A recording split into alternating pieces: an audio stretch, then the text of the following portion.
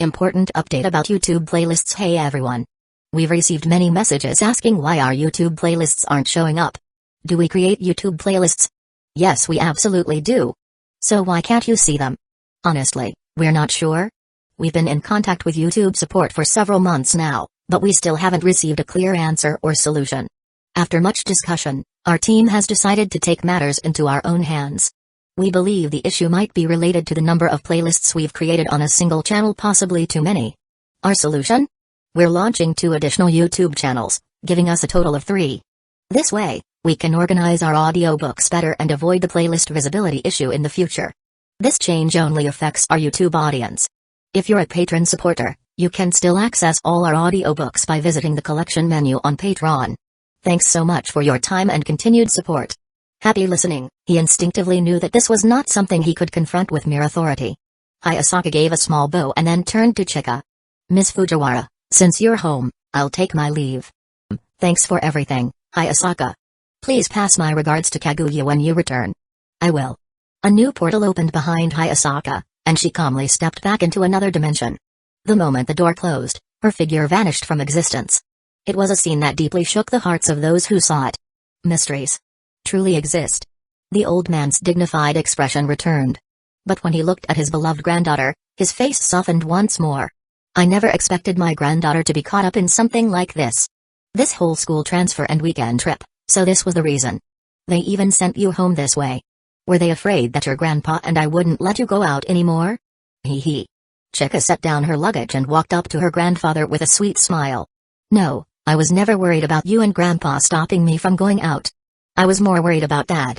Grandpa and Grandpa love me the most, why would they ever restrict me? They're only concerned about my safety, that's all. Hearing this, the 2 old men were immediately in good spirits. Their granddaughter's words were like a soothing balm to their hearts. Unlike that other guy who always spoke so poorly. Chika, you're absolutely right. Your grandfathers would never restrict your freedom. Our only concern is your safety, like what happened with that drug dealer this time. But your father, he kept insisting to us that we should limit your outings? Daiki stared at his father in shock. Where the hell did that come from? He had been trying to protect his daughter this entire time. Not once had he ever suggested restricting her movements. Yet somehow, the blame was suddenly dumped onto him? Daiki felt like the ultimate scapegoat. Not only did he constantly take the blame for his daughter's actions, but now he had to bear the blame from his father and father-in-law as well. He was starting to wonder if he was even their biological son at this point. Otherwise, why was he always the one getting thrown under the bus every single time? Chapter 134, Darkness Under the Lamp. Chika, go put your luggage away first. Your grandpa and I need to discuss your father's responsibilities. The old man's gentle tone made Chika nod without hesitation. Alright, I'll put my luggage away first. I'll come back down to chat with grandpa and grandpa later. The smile on the old man's face grew even wider. See? His granddaughter was so sensible. As they watched Chika leave, the old man turned his gaze to his son. But now, his expression was far less kind. You brat, what have you been doing? Daiki stared at his father blankly. What did I do this time? Dad means, why didn't you investigate Chika's school transfer more thoroughly? Seeing her husband's confused face, Fujiwara Maho, the daughter-in-law of the Fujiwara family, stepped in to remind him. Didn't you think it was strange from the beginning? How could an ordinary private high school attract the attention of the Shinomiya family's children, and even those of the Sanzanin family? Daiki scratched his head, puzzled. I did investigate, but I never found a solid answer. The Sanzanin involvement in the Shinomiya family's affairs is already odd enough. Shinomiya Oko isn't incompetent, yet he was easily overthrown and even the Sanzanin head personally stepped in. I looked into Kaguya, but her connection with Sanzanin Nagi feels completely unexpected. Maho didn't doubt her husband's investigative skills. If he had already looked into the matter and still couldn't reach a definite conclusion, it meant there were deeper secrets involved. Even if we don't base our suspicions on the outcome, we can at least tell there's something connecting them. Then, did you investigate the club Chika joined? Daiki nodded. Of course I did. Otherwise, I wouldn't have agreed to let Chika participate in its outdoor activities. What about the club members? I checked them too. Daiki had thoroughly investigated the club's main members. Suzuki Sanoko, the second daughter of the Suzuki family. Her childhood friend, Ran Mori. The heir of the Sanzanin family, Nagi Sanzanin. The strongest shrine maiden of the Maiko family, Seijinomiya Izumi. Then there's Kaguya Shinomiya and her exclusive maid, Hayasaka Ai. And finally, our daughter. Plus a boy. Maho raised an eyebrow. And what about the boy? She couldn't help but ask, what do you know about him? The boy. According to my investigation, he's completely ordinary. Daiki thought about it carefully. From everything he had found, the boy seemed to be nothing more than a regular student. He grew up in an orphanage. Nothing remarkable about him. He doesn't socialize much, rarely speaks, and has almost no friends. After the orphanage closed during his middle school years, he started working part-time while continuing his studies. Since high school, he's been renting a house where a large-scale murder took place. He's lived there ever since. His life hasn't been great, but there's nothing unusual about his character or behavior. Seeing her husband's obliviousness, Maho sighed helplessly. The old man looked at his son with an expression of utter disbelief. Even the maternal grandfather glanced at his usually sharp son-in-law, speechless. You idiot. Doesn't it strike you as odd that there's only one ordinary person in a club full of elite young ladies? In a group where everyone has significant status and background, there's just one person who is so unremarkably normal. Don't you think that's suspicious? Where's your brain? Did you eat it or something? Daiki blinked, then suddenly realized. Since Titan High School is just a private school, I assumed he was just a regular student who happened to join the club. Both old men sighed. Who would have thought their son would make such an obvious mistake? But, upon closer thought, the boy's background was extremely ordinary. At first glance, he was the definition of an average student. His identity and history were completely clean. No deep social connections, no entanglements, just an unremarkable teenager. No apparent ties to the other club members. And crucially, he had enrolled at Titan High School through normal means, with nothing suspicious in his records. The only anomaly was that he had joined a club full of high-status young ladies. Even so, the two grandfathers understood why their son hadn't noticed the oddity sooner. After all, the school they were investigating wasn't a prestigious academy for nobility, it was just a standard private institution. The only truly notable student there was Suzuki Sanogo, the daughter of a wealthy family. Their realization was only possible after the fact, because they were piecing things together from the results. If they had known from the beginning that Chika, Shinomiya Kaguya, and Sanzen Inagi had transferred to Titan High School because of a mystery, they would have reached this conclusion much earlier. If that had been clear from the start, they were sure Daiki would have noticed how out of place the boy was. Forget it. Some things aren't your fault. The old man sighed. Considering how unbelievably normal the boy appeared, it was understandable that Daiki hadn't been suspicious right away. Even the old man himself had to admit, the deception was effective. At least Daiki had thoroughly investigated the boy's background. If anything, it was because he had investigated so deeply that he was misled by the very normalcy of the information he found. If we had foresight, we would have realized something was off about him long before you did. We're only recognizing the issue now because we've pieced together the bigger picture. Mystery. That was the real reason Chika was connected to Kaguya. The old man was certain, his granddaughter had transferred to Titan High School because of Kaguya. But somewhere along the way, the reason had changed. With mystery as the missing piece, it made perfect sense why an utterly normal boy had ended up in a club full of high-status young ladies. Perhaps. Aside from his background and identity, that boy was anything but ordinary. Chapter 135, one more powerful than the other. After putting her luggage away in her room, Chika headed downstairs, mentally prepared. Facing her family, she maintained her usual bright smile. Grandpa, I'm coming down. Chika is here. The old man's smile instantly brightened, completely different from the stern expression he had just moments ago. You just got back from Tsukekage Island. Do you want to rest for a day first? That won't be necessary, Grandpa, Chika replied with a smile. I slept well on Tsukekage Island these past 2 days. I even slept until dawn last night. It's just that my appetite hasn't been great. Grandpa, I don't want to see any meat for the next week. Just serve vegetarian dishes for now. The two old men immediately understood what she meant. Not wanting to eat meat? That could only mean she had seen something unpleasant, something that had ruined her appetite. Their minds instantly turned to the events on Tsukekage Island. The old man frowned. Chika, did you witness the cleanup process firsthand? Not exactly. In reality, Chika had seen some of the cleanup process, but since the ones being eliminated were inhumane drug dealers, it hadn't made her nauseous. What we couldn't accept was seeing how those drug dealers had handcuffed ordinary civilians on Tsukekage Island to conduct human experiments. Elderly, middle-aged men and women, young adults. Even children. Especially the children, only 6 or 7 years old, lying on the experiment tables with festering wounds, their faces twisted in agony as they died. Aside from Amamiya and Sajinamiya, we all ended up vomiting. Even now, as she recalled those scenes, Chika's face paled, and the nausea threatened to return. Seeing their granddaughter's expression, the two old men were filled with heartache. "You idiot. Can't you see that Chico looks unwell? Go get her some water, now." Daiki, once again unfairly blamed, pointed at himself in disbelief before sighing and going to pour a glass of hot water. "Thank you, Dad." Taking the warm glass into her hands, Chica felt the lingering chill in her palms fade, and with it, some of the fear in her heart. Looking at his daughter's pale face, Daiki also felt a pang of distress. His daughter, usually so energetic and cheerful, had always been protected from the darkness of the world. But now, she had been exposed to its cruelest depths. After taking a small sip of hot water, Chica managed to suppress the nausea. "Actually, Amamiya-san didn't recommend that we watch. But this was a necessary step. Because one of us might eventually take that path, we need to understand that world more deeply. And human nature plays a crucial role in it. Grandpa, what do you think of Hayasaka's ability?" "It's terrifying," the old man responded almost instantly.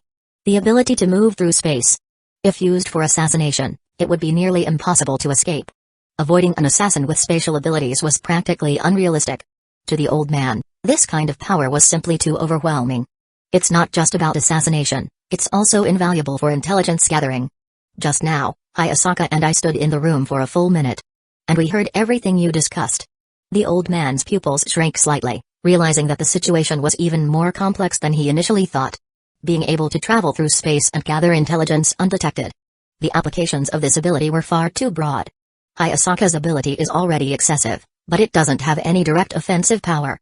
But according to Amamiya, if Hayasaka pushes her ability to its limits, she should be able to trap people inside another dimension. Chika highlighted some key points but deliberately left out the most critical details. Her goal was to make her family aware of the supernatural world and to make them reconsider their previous assumptions. Additionally, Hayasaka's ability allows her to open portals by touching any material, even air, to enter an alternate dimension that perfectly mirrors reality. This time, the old man fully grasped the implications. The intelligence-gathering aspect was just a side effect of this power. The true core of the ability was spatial manipulation. If someone were to use it offensively, even the most powerful modern weapons wouldn't be able to counter it. Unless an event like a planetary explosion occurred, collapsing space and forming a black hole, it was unlikely that anything could interfere with it. The sheer deterrent force of this ability was overwhelming. The deterrent effect alone is already incredible, but this is just one application of spatial abilities. If that child were to use it for assassination, no one in the world would be able to escape. That's not entirely true. Chika immediately refuted her grandfather's statement. Is there actually someone who can counter that child's space ability? Yes. When Hayasaka used her power, I noticed that Amamiya-san's eyes were always locked onto a single point. The old man took a deep breath before silently turning to his son. This son of his had really stumbled upon something big. Now, he was certain, that seemingly ordinary boy was, in reality, the most extraordinary of them all. Status and background were irrelevant. In the face of mystery, such things were no more significant than dust on the ground, frogs in a well, or mayflies under the sky. So, Kaguya also awakened a special ability? Yes. Chika didn't deny it. I was honestly scared when I first saw Kaguya use her power. The water in an entire swimming pool froze almost instantly. And when she activated her ability, her body practically turned into ice. I heard from Amamiya that if Kaguya masters her ability fully, she might be able to reach absolute zero. The temperature at which atomic motion completely ceases. Yet another heavyweight power. Although the old man wasn't a physics expert, he understood enough. All life functions rely on atomic movement. But absolute zero could halt all atomic activity. Which meant that the power Kaguya now possessed was far from weak. If anything, it was terrifyingly strong. Chapter 136, Grandpa, Chika loves you the most. Grandpa, the reason I'm bringing this up is because of something Amamiya mentioned. Human nature. The old man's eyes lit up. Did he use his power to spark a discussion on human nature? People who gain power need to be the most mindful of human nature. The drug dealers on Tsukekage Island completely trampled on human decency. They were both dealers and addicts, consumed by drugs to the point of losing their humanity. That's why they could commit such inhumane acts without hesitation. Amamiya asked Kaguya if she had considered using her power to solve her problems after gaining it. And Kaguya's answer was yes. The old man nodded slightly. It was only natural. Any caged canary, once given the strength to shatter its prison, would naturally consider overturning not just the cage, but everything holding it captive. Shinomiya Kaguya had always been confined in such a cage. But Kaguya was not a canary, she was a person, with her own will and a desire to control her destiny. Who wouldn't want to flip the table if given the chance? The only reason one wouldn't was if they lacked the ability to do so. And Kaguya clearly had the ability. But human nature is like a bottom line, once crossed, it only gets easier to break it again. The old man nodded again. Whoever said this must have seen the darkest sides of human nature. This was indeed a necessary lesson, especially for someone who had just gained the power to upend everything. However, this particular lesson took an extreme view of human nature. Drug dealers were people who had already lost their humanity and moral limits. For a group of 16 and 17-year-old girls to witness that level of brutality firsthand was definitely too much. Now he understood why the boy hadn't wanted Chika and the others to see it. Perhaps Amamiya hadn't intended for them to witness the very bottom of human nature, but rather to understand how people reach that point, how morality and boundaries are eroded step by step. The bottommost depths of humanity were always the bloodiest and cruelest. Chika, you underestimated the weight of this lesson. Hee hee. Grandpa, you sound just like Amamiya-san. But even so, we made our choice.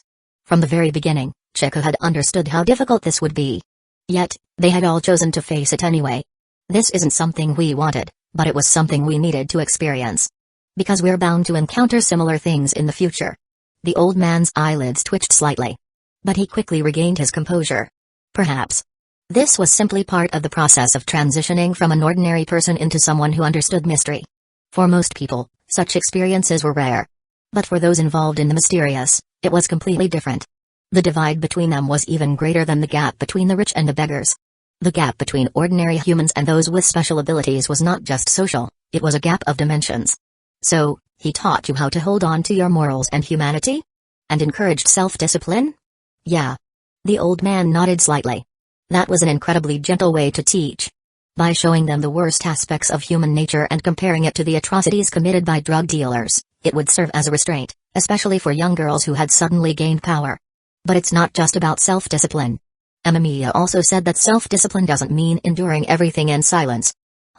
The old man suddenly had a bad feeling about what his granddaughter was going to say next. When provoked, strength allows you to fight back. Self-control and humanity don't mean you have to keep enduring when you're wronged. Because if that's the case, then power is nothing more than another shackle. Self-discipline isn't about chaining yourself down, it's about knowing when to strike back. And Amamiya also said that if you don't retaliate after being wronged, those emotions won't go away. They'll just fester, turning into suppressed resentment, eventually leading to even greater psychological pressure. So when you face that kind of situation, strength is the very thing that allows people to retain their humanity. What a unique perspective. The old man was momentarily stunned. Somewhere, deep in his memory, he felt like he had heard something similar before. But his thoughts were a little muddled, and he couldn't recall where. Still, after thinking about it carefully, it actually did make sense. Bottling up grievances only led to bigger problems down the line. Wasn't strength precisely the tool for resolving injustices? But then, another realization hit him: if this was the mindset they had adopted, wouldn't these kids immediately retaliate if anyone messed with them? No need to wait for the next day, revenge could very well happen on the same day. But after a moment, the old man chuckled to himself. Would anyone even dare to provoke them in the first place? That was the real question. Anyone foolish enough to target a group of elite young ladies with high-status backgrounds would have to be suicidal. And if someone didn't know their backgrounds and ended up crossing them, then, well, whatever happened to them afterward wasn't something he needed to worry about. Wait a second. Was his own thinking starting to resemble that foolish son of his? That was dangerous. He absolutely could not let himself become like that guy. With that thought, the old man returned to his usual warm expression. Chika, what your classmate said makes sense. In the future, you'll encounter many situations that will challenge your morals and boundaries. You need to hold on to your bottom line and never let yourself become like those drug dealers. The old man praised Chika's classmates generously before giving her a firm yet gentle warning. If you ever want to go on another trip, just tell me where you're going. I'll allow it. Yay. This was exactly what Chika had been waiting for. She hated being restricted when she wanted to go out. But now that her grandfather had personally given his permission, she no longer had to worry about being forcibly grounded in the future. Alright, we've talked about all the serious stuff. Chika, you should head upstairs and get some rest.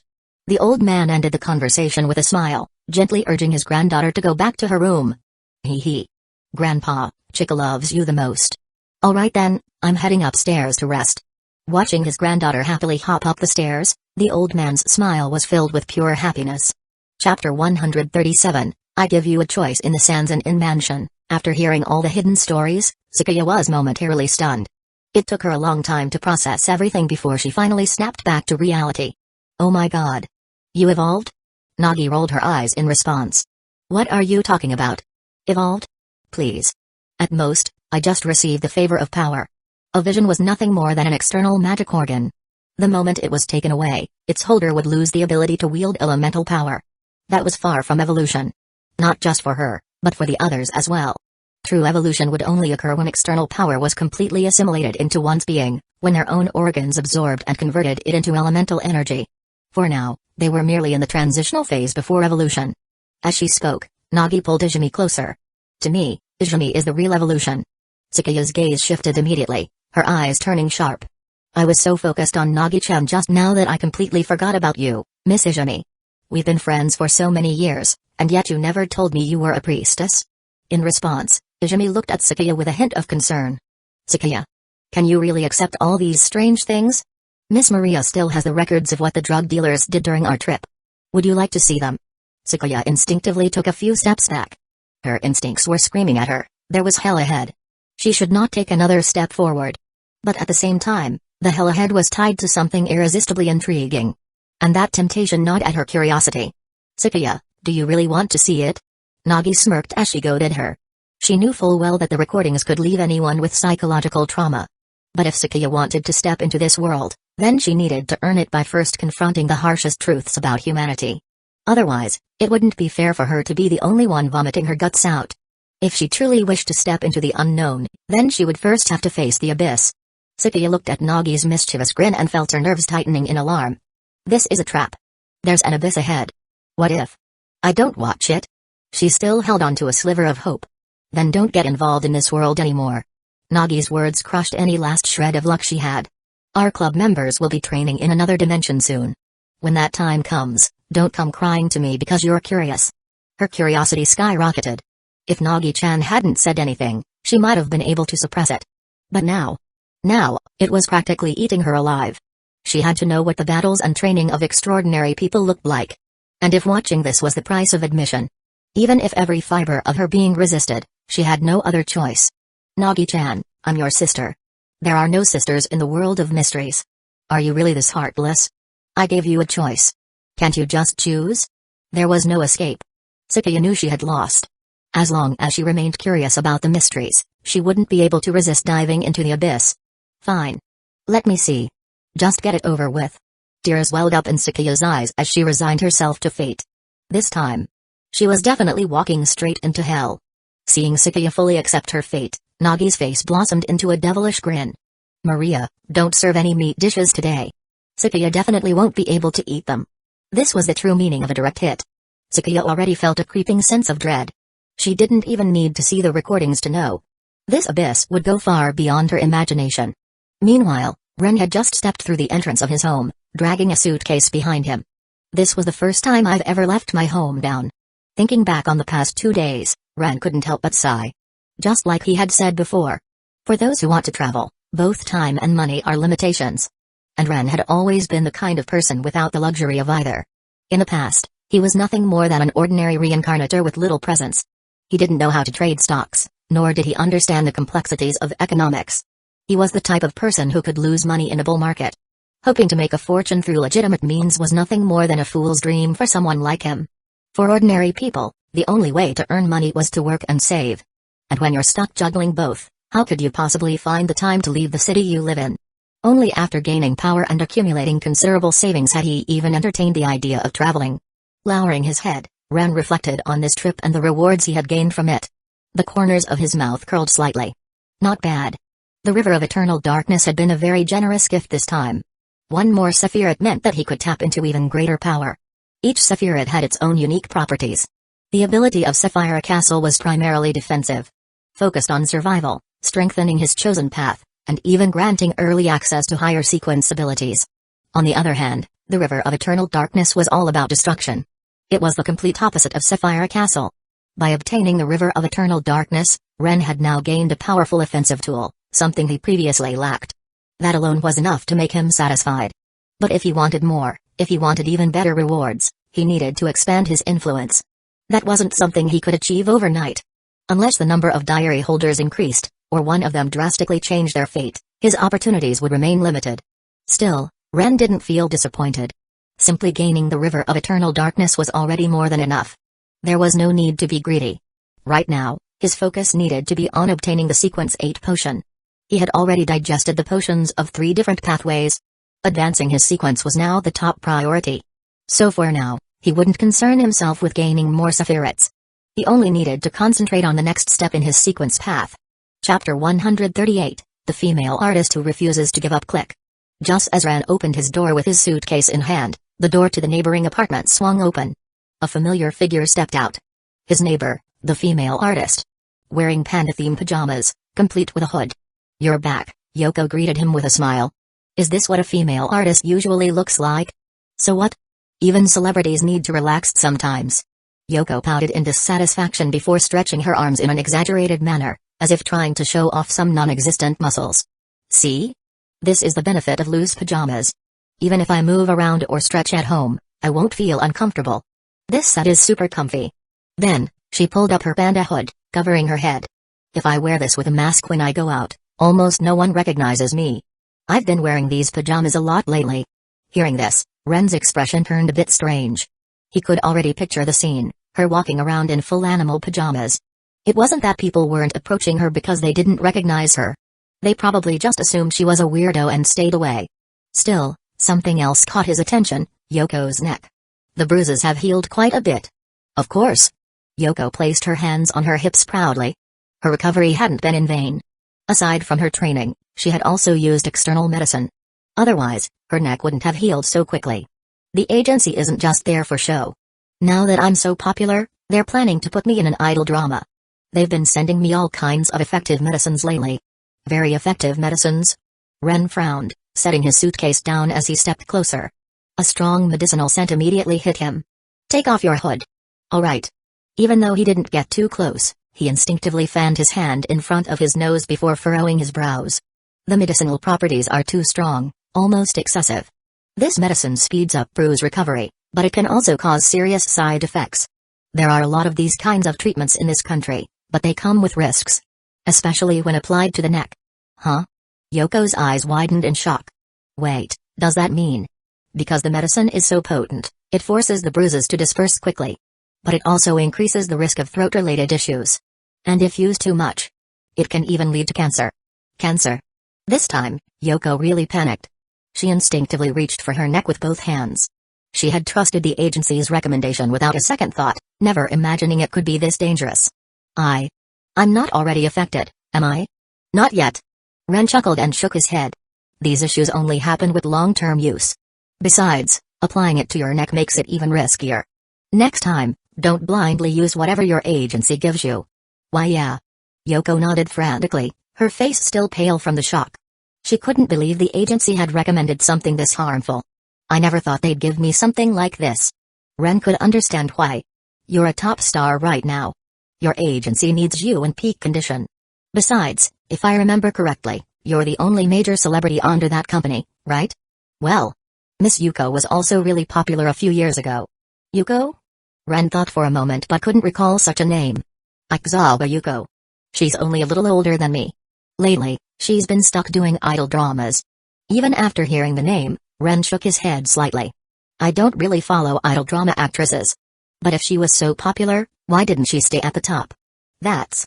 Yoko looked a little troubled. Ren immediately understood, it was the usual entertainment industry story. She got caught in a scandal with a director? Yoko hesitated before giving a slight nod. Plastic surgery rumors?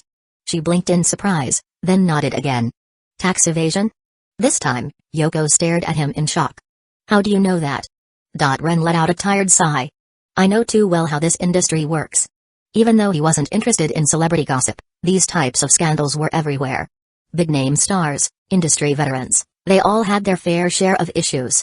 In an era where entertainment dominated everything, how could someone not hear about these things? The entertainment industry had always been full of shadows.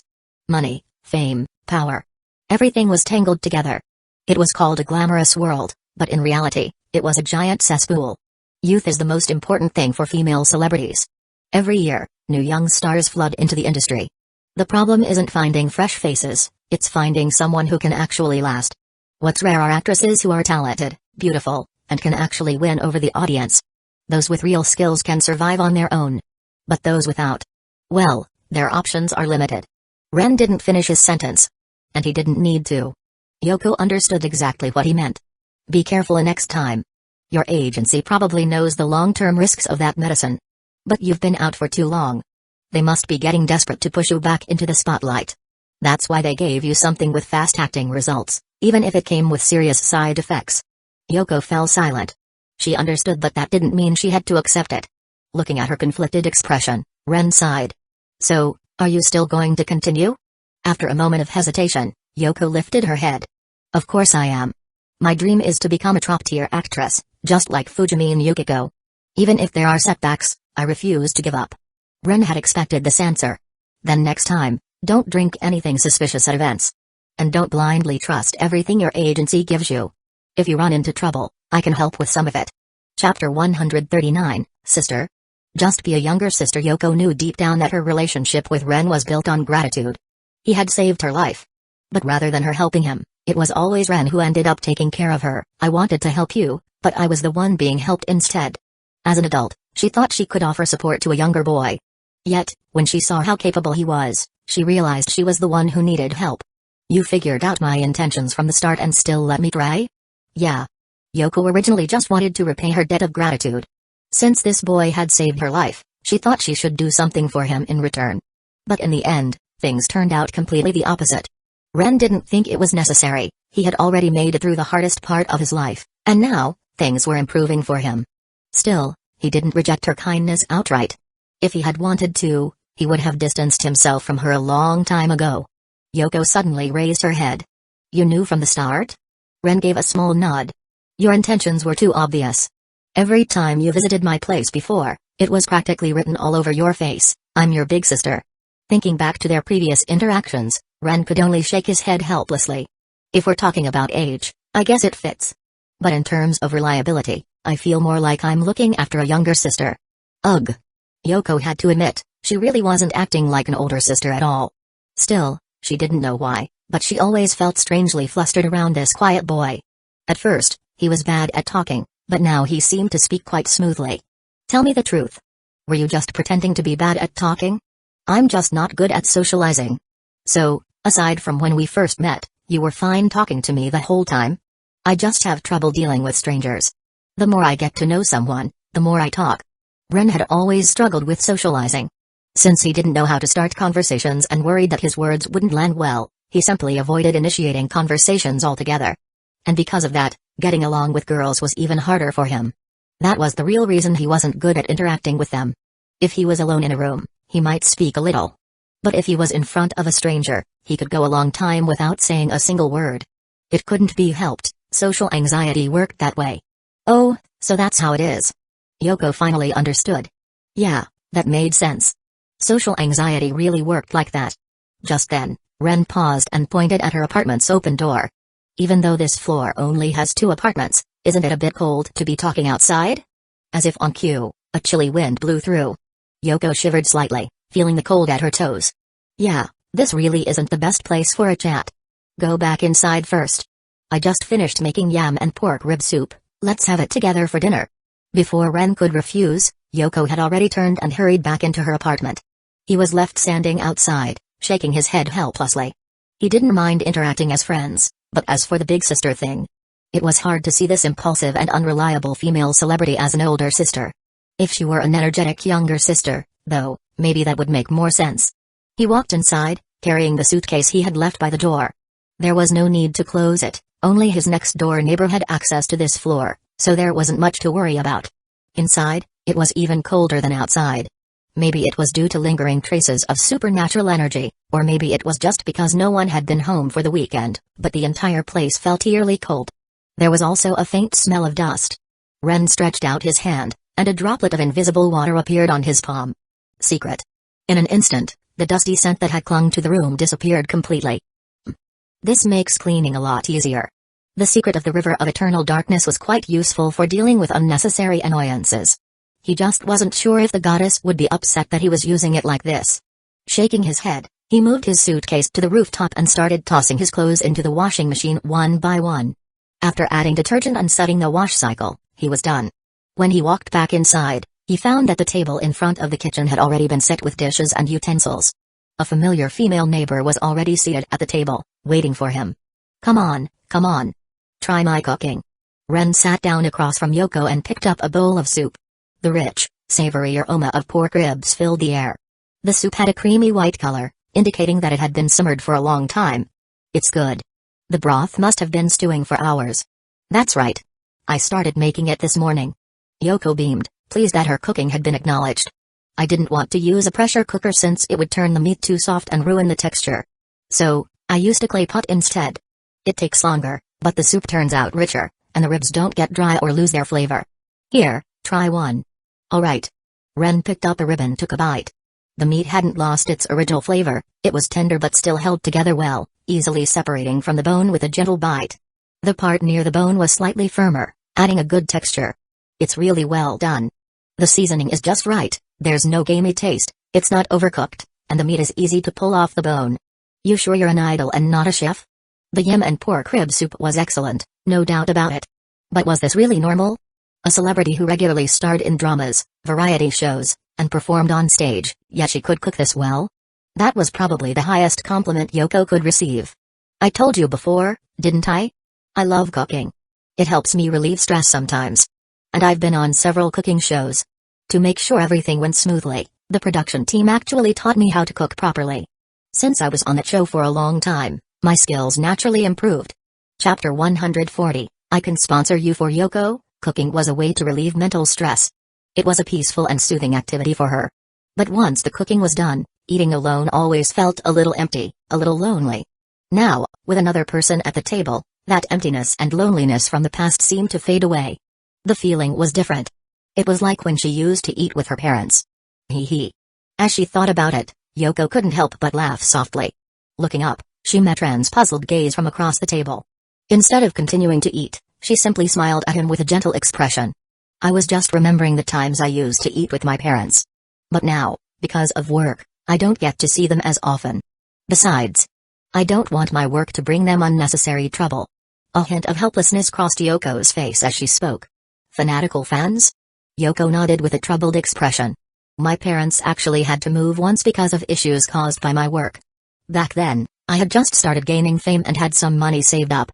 So, I helped them buy a better house in an upscale neighborhood in another city. After they moved, those obsessive fans finally stopped sending stacks of love letters, sometimes as many as 900 at a time to my parents. But because of that, I have to be extra cautious every time I visit them. The community they live in has security, so I'm not too worried about break-ins. But I really don't want anyone camping outside their building. Even though Yoko understood that this kind of fan behavior was a sign of how much they liked her, she would rather deal with it herself than have her parents go through it. Fanatical fans really are a hassle. Ren sighed. But he had seen even crazier cases. Sometimes, devoted fans ended up getting their own idols arrested because of their extreme behavior. To put it simply, some fans were truly insane. Sometimes. Yeah. Even though Yoko didn't want to condemn her fans' devotion, she couldn't argue against that point. She could endure the attention of fanatical fans.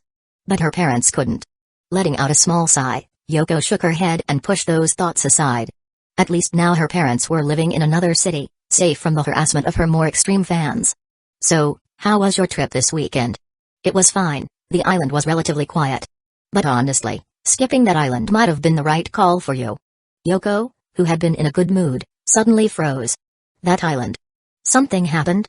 Something big. A large number of drug dealers were discovered there. The Metropolitan Police Department had been keeping an eye on the island for a while. It just so happened that I walked right into it. No way. Yoko was so shocked that she covered her mouth. The island where she had planned to vacation for the weekend was actually a place the police had been investigating for a long time. Did the police take action this weekend? Ren nodded slightly. This is way too unlucky. Yoko sighed. She realized that if the Metropolitan Police had been operating there, then Ren Anamiya probably couldn't enjoy the sights of Tsukekage Island properly.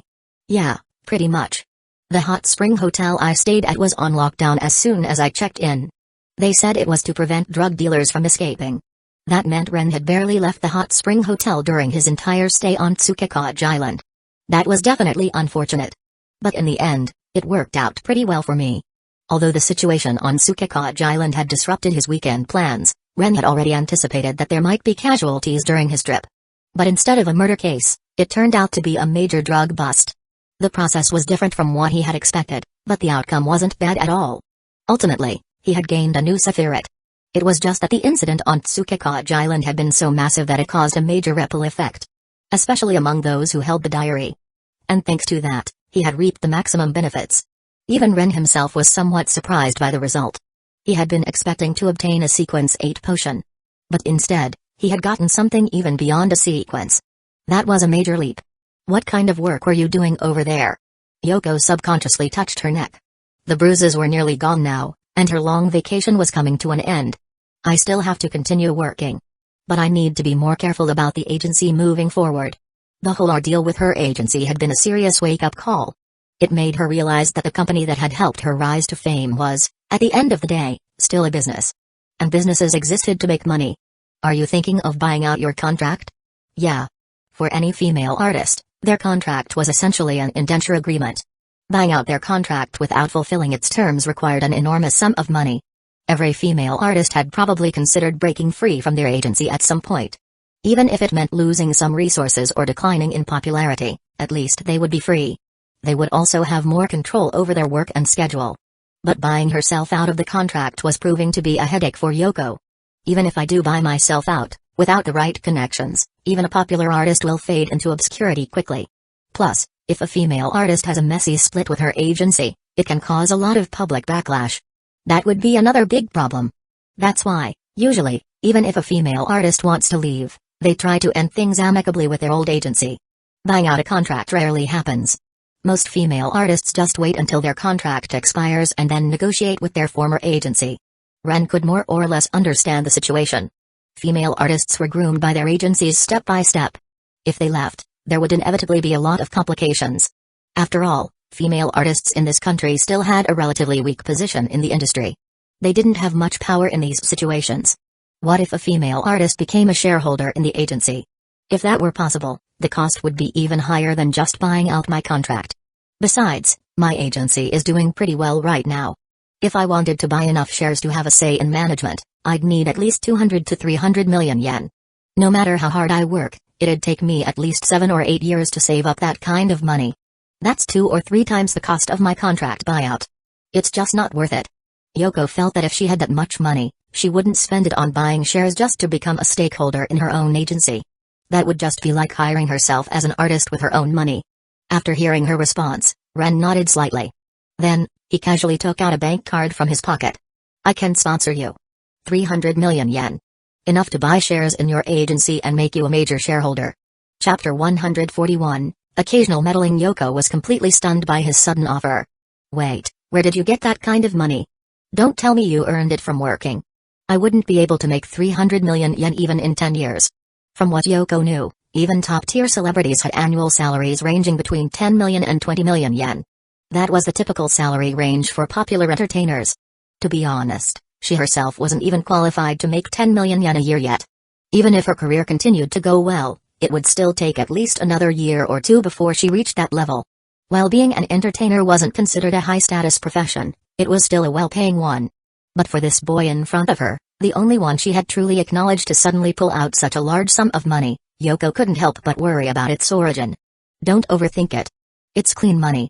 How can I not overthink it? A sum this huge, if it came from an illegal source, you'd be arrested. I know. If you know, then why? That's why I'm telling you. It's clean. That response left Yoko momentarily speechless. But after a brief pause, she slowly calmed down. If it were some shady, off-the-books money, then yes, it would be a real problem. But if the money was already in the bank, then it had likely gone through verification. It wasn't easy to deposit dirty money in a bank without raising red flags. Are you being kept by some rich woman? Ren let out a sigh, clearly exasperated. Is it really so unbelievable that I have money? Yes. Yoko nodded without hesitation. Logically speaking, a high school student with no family support shouldn't have access to that kind of money. Plus, you're renting a place where a murder happened, and you're taking advantage of free utilities. You don't look wealthy at all. And most importantly, you live alone. Given all that, Do you really think it's normal for a high schooler in your situation to have that much money? Ren shook his head. Absolutely not normal. A high school student with no background, no inheritance, and no major windfall had no logical way of accumulating such a massive amount of money. See? Even you think so. Yoko gave him a knowing look. A high schooler, living alone, suddenly having access to a fortune. And considering that you're good looking, I think the most reasonable explanation is that you're being kept. Her words carried some implications. At least from Ren's perspective, he certainly didn't have the qualifications to be some rich woman's plaything. Besides, being a kept man wasn't as simple as just looking good. If someone was truly kept by a wealthy patron, they had to have enough charm, talent, or connections to make it worth the investment. Otherwise, they were just disposable entertainment. So, tell me, which rich woman would hand out hundreds of millions to someone she's keeping? Yoko was momentarily at a loss for words. He had a point. A few 100 million yen wasn't a small amount. Not just any rich woman would be willing to throw that kind of money around so casually. So the kept man theory quickly fell apart. Fine, I won't ask where the money comes from. But regardless of its source, be careful. Something inside Yoko told her that the money wasn't problematic. And she trusted that instinct. As for the details, she decided not to pry any further.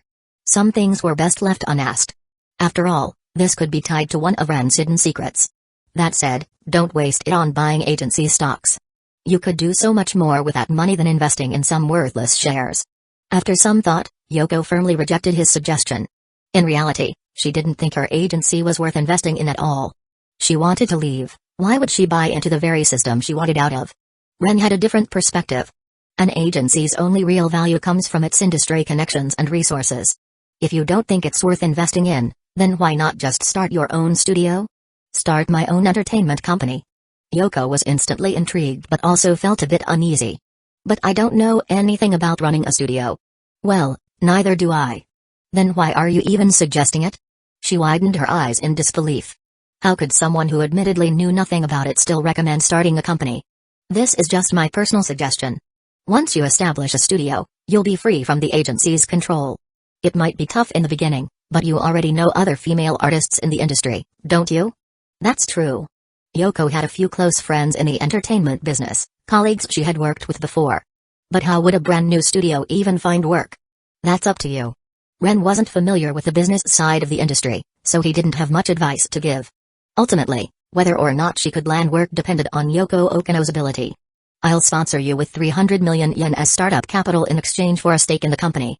One of my classmates' mothers is a well-known lawyer. I can help connect you with her, but you'll have to handle everything else yourself. Go back to the law firm that originally handled your agency contract and negotiate your release. Ren paused, considering Yoko's lack of connections. Since she had no real backing, she might need some help to make sure she wasn't taken advantage of. Actually, it might be difficult for you to handle this alone. I'll talk to my classmate and see if she can help you. If she gets involved, it should make things a lot easier for you. Hearing all this, Yoko just stared at Ren. I thought you didn't like meddling in other people's affairs? Ren hesitated for a moment. That was true. He didn't like getting involved in other people's business. Nor did he enjoy asking others for favors. Only occasionally. I occasionally get involved. Anyway, I just have one question. Do you want to do this or not? Yoko fell silent for a moment. Then, the hesitation in her expression vanished, replaced by a bright, confident smile. Yes. She still hadn't repaid him for saving her life. And now, she owed him another favor. It seemed like this debt wouldn't be so easily repaid. She could only return the favor little by little, one step at a time. Chapter 142, Kaguya knows everything. After dinner, Kaguya quietly rested in her room. She had no additional lessons to attend, making this one of her rare moments of free time. Even after freeing herself from the Shinomiya family's constraints, she continued studying the subjects she had learned before. But now, the meaning behind her studies was different. This time, she was learning to enrich herself, not because she was forced to. And the intensity of her studies was nowhere near as suffocating as before. Now, Kaguya had plenty of free time. In addition to the things she wanted to learn, she also needed to train her control over her abilities. She wouldn't let distractions get in the way of her priorities. Buzz, buzz, buzz. The quiet room was suddenly filled with the sound of vibrations. Kaguya frowned slightly, breaking out of her meditation. She walked to the bedside and picked up her phone. Seeing the name of the caller, she paused for a moment. Then, she straightened her posture and adjusted her appearance before answering. Amamiya-san. Her voice was calm and composed, befitting the image of a refined young lady. "Shinomiya-san, are you free right now? I need your help with something." Kaguya was momentarily surprised but quickly composed herself. "Of course, I'm free. It's not even late yet, and I was just resting after dinner." The implication was clear, she had plenty of free time. "It's like this," Ren explained. "My neighbor, a female artist, recently ran into some trouble. After talking to her, I suggested that she establish her own independent studio. But I'm worried that her current agency might retaliate against her, so I wanted to ask for your help." "Next door neighbor?" Kaguya immediately recalled the information she had read before, about a certain brown-haired, popular female artist. Her expression subtly stiffened, an inexplicable discomfort rising in her chest. But she didn't let it show on her face. "Of course, I'll help. Amamiya-san, give me 15 minutes to look into it. I'll contact you then." "Thank you, Shinomiya-san." The call ended. But the conversation lingered in Kaguya's mind, stirring a strange feeling inside her. Letting out a slow breath, her expression shifted, becoming more visibly emotional. "The first time he calls me. And it's to help another woman? And it just so happens to be his female neighbor." To be honest, Kaguya didn't feel particularly inclined to help. But this was Ren's request. She didn't have a choice, she had to help. So, with a sigh, she picked up her phone and called her maid. She didn't have much experience with this sort of situation, but Hayasaka might. "Hayasaka." Within 3 seconds, the door to Kaguya's room opened. Standing there was Hayasaka, dressed in her pajamas, clearly about to relax for the evening. "Hayasaka, I need your help." The moment she saw Hayasaka, Kaguya abandoned all pretense of composure. She immediately rushed over and pulled Hayasaka, dragging her further into the room. Hayasaka tilted her head slightly, confused by her mistress's sudden urgency. "What happened to you, Ms. Kaguya?" "It's like this, Amamiya-san just called me." That single sentence was enough to spark Hayasaka's curiosity. She had already noticed that something about Kaguya had changed. It was a subtle shift, but it was something that had never been present in the perfectly rational, almost cold Kaguya before. And Hayasaka knew exactly what had caused this change. Ren Amamiya. Like a ray of light piercing through the darkness, he had given Kaguya the chance to be free. The moment Kaguya had stood against Shinomiya Oko, with confidence, Hayasaka knew. Her mistress had truly been set free. And after that freedom, she began to change. Especially when it came to Ren. There were probably multiple reasons behind this change. But Hayasaka believed the biggest reason was gratitude. The gratitude for gaining control over her own destiny. And because of that gratitude, Kaguya started paying a lot more attention to Ren. That increased attention led to subtle changes in her behavior. And now, those changes had become impossible to ignore. Especially at this very moment. Listening to Kaguya speak, Hayasaka could feel the faint irritation in her tone. Interesting. She was very interested. Amamiya-san said he wants my help with his female neighbor. Miss Kaguya, what's the reason? It seems she's having some issues with her agency. Amamiya-san suggested she go independent, but he's concerned that her agency will make things difficult for her, so he's asking for my help. The situation was clear. Hayasaka nodded in understanding. But seeing the subtle dissatisfaction on Kaguya's face, she had a good idea of what was really going on. Miss Kaguya, you don't actually want to help, do you? Of course I'll help. Kaguya didn't hesitate in the slightest. Since this was the first time Amamiya-san had ever contacted her, she couldn't possibly refuse such a simple request. If that's how you feel, then why do you look so upset right now? Kaguya was caught off guard, unable to respond for a moment. She struggled to come up with an answer, her face growing slightly red in the process. But no matter how hard she tried, she still couldn't bring herself to say it. Hayasaka sighed, shaking her head slightly. She decided to just spell it out. Miss Kaguya, is it bothering you that the first time Amamiya-san called you? It was about another woman? Kaguya's eyes widened. The words "how did you know?" were practically written all over her face. Hayasaka didn't bother explaining. Instead, she leaned in slightly, preparing to whisper one last thought into Kaguya Shinomiya's ear. Kaguya-san, you do realize that Amamiya-san is already much closer to Mori-san and Suzuki-san than he is to you, right? Kaguya froze. Of course, she already knew that. Before their weekend trip, Ren had referred to them formally. Mori and Suzuki. But after that weekend, things changed. Now, he called them Ran and Sonoko. And in return, they had stopped calling him Amamiya. Instead, they now called him Ran. What did that mean? Kaguya understood it better than anyone. So, Ms. Kaguya. Hayasaka's voice took on a teasing edge, almost like a devil whispering temptations into a human's ear. Do you want to take this opportunity to get closer to Amamiya? Chapter 143, Awakening of Love. So, do you want to take this opportunity to get closer to Amamiya? Kaguya's eyes widened as she stared at Hayasaka. She wasn't that naive, she understood exactly what Hayasaka meant. Something inside her stirred, but her voice trembled slightly as she spoke. Hayasaka. What do you mean? In response, Hayasaka's voice remained light, carrying a hint of amusement. Do you really not know? Your attitude toward Amamiya is different. What? What's different? Kaguya tried to maintain her composure, but deep down, she was anything but calm. It seems that your attitude toward Amamiya-san changed when you first read the diary. And if I recall correctly, wasn't it when you came across the part mentioning his female neighbor? Back then, I even suggested that you should pay attention to that female neighbor. But you immediately refused. Hayasaka's words triggered a memory. That had happened. If it were the old you, would you have ignored such an opportunity? Kaguya found herself unable to answer. She had always been the type to plan ahead, to make strategic moves. Gaining leverage over someone's weaknesses was one tactic. Helping them so they would owe her a favor was another. If this had been before, Kaguya wouldn't have hesitated. She would have done both, securing a weakness while ensuring gratitude. That was the correct approach. But when it came to the issue of Ren's female neighbor, she hesitated. And in the end, she did nothing. Why? If she wanted to phrase it in a more dignified way, she could say she didn't want to manipulate Ren into befriending her. But to be brutally honest, she was afraid that if Ren saw through her schemes, he would grow to hate her. That was why she hesitated. That was why she ultimately backed off. If this were just a matter of personal interests, then her choice had been wrong. But if emotions were involved, then her choice had been right. And what exactly were those emotions? Because you care, right? Hayasaka's words struck Kaguya like a thunderbolt. If you didn't care, you would have made the rational choice, the one that benefited you the most.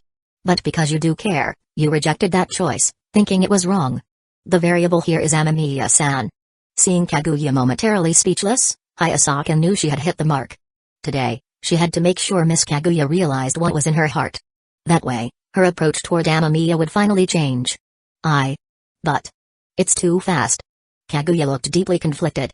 She understood what Hayasaka was getting at. Wasn't this basically an admission that she had started caring about Amamiya? That her feelings were beginning to shift toward liking him?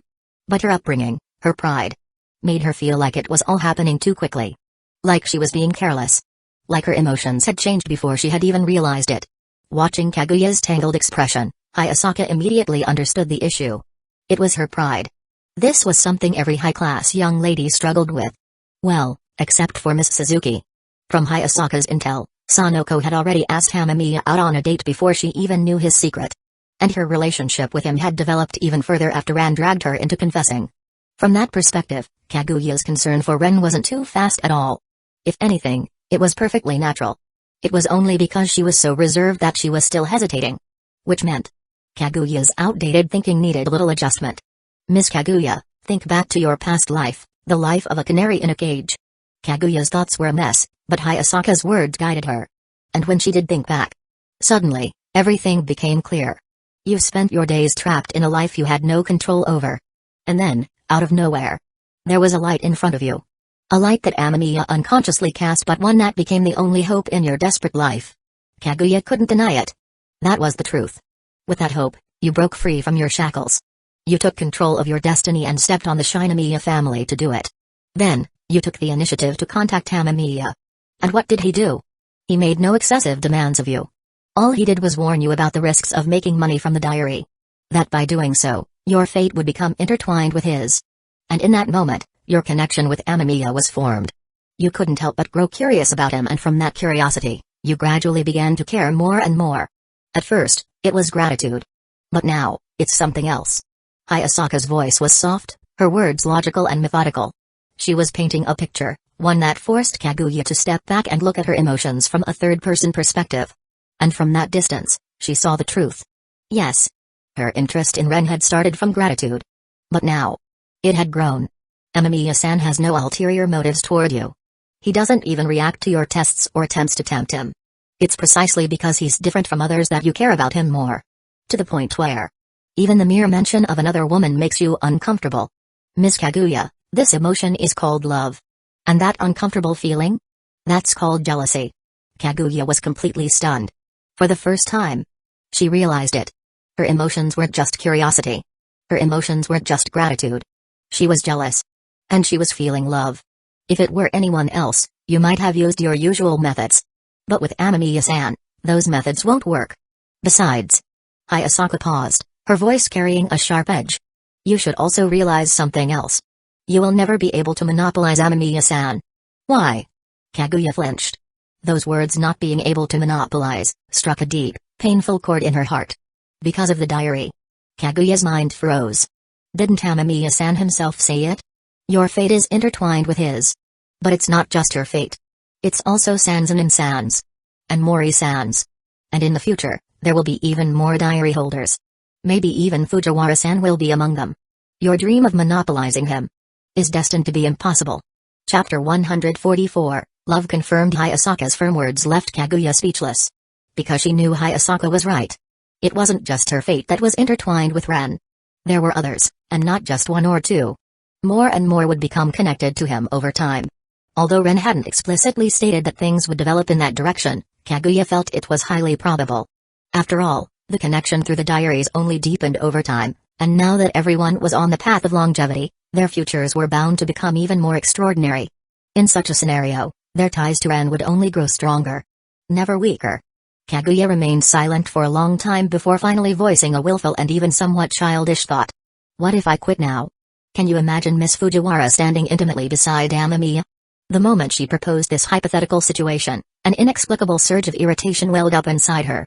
Her mind conjured an unbearable image, that saw with nutritional advantages on her chest clinging to Ren's arm. Absolutely not. Even the mere thought of it sent her blood pressure soaring.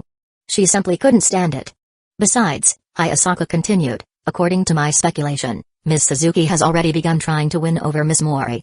Kaguya stiffened at Hayasaka's sudden statement. When did this happen? During the trip to Tsukekage Island. Kaguya widened her eyes, trying to recall. After a moment of deep thought, realization struck.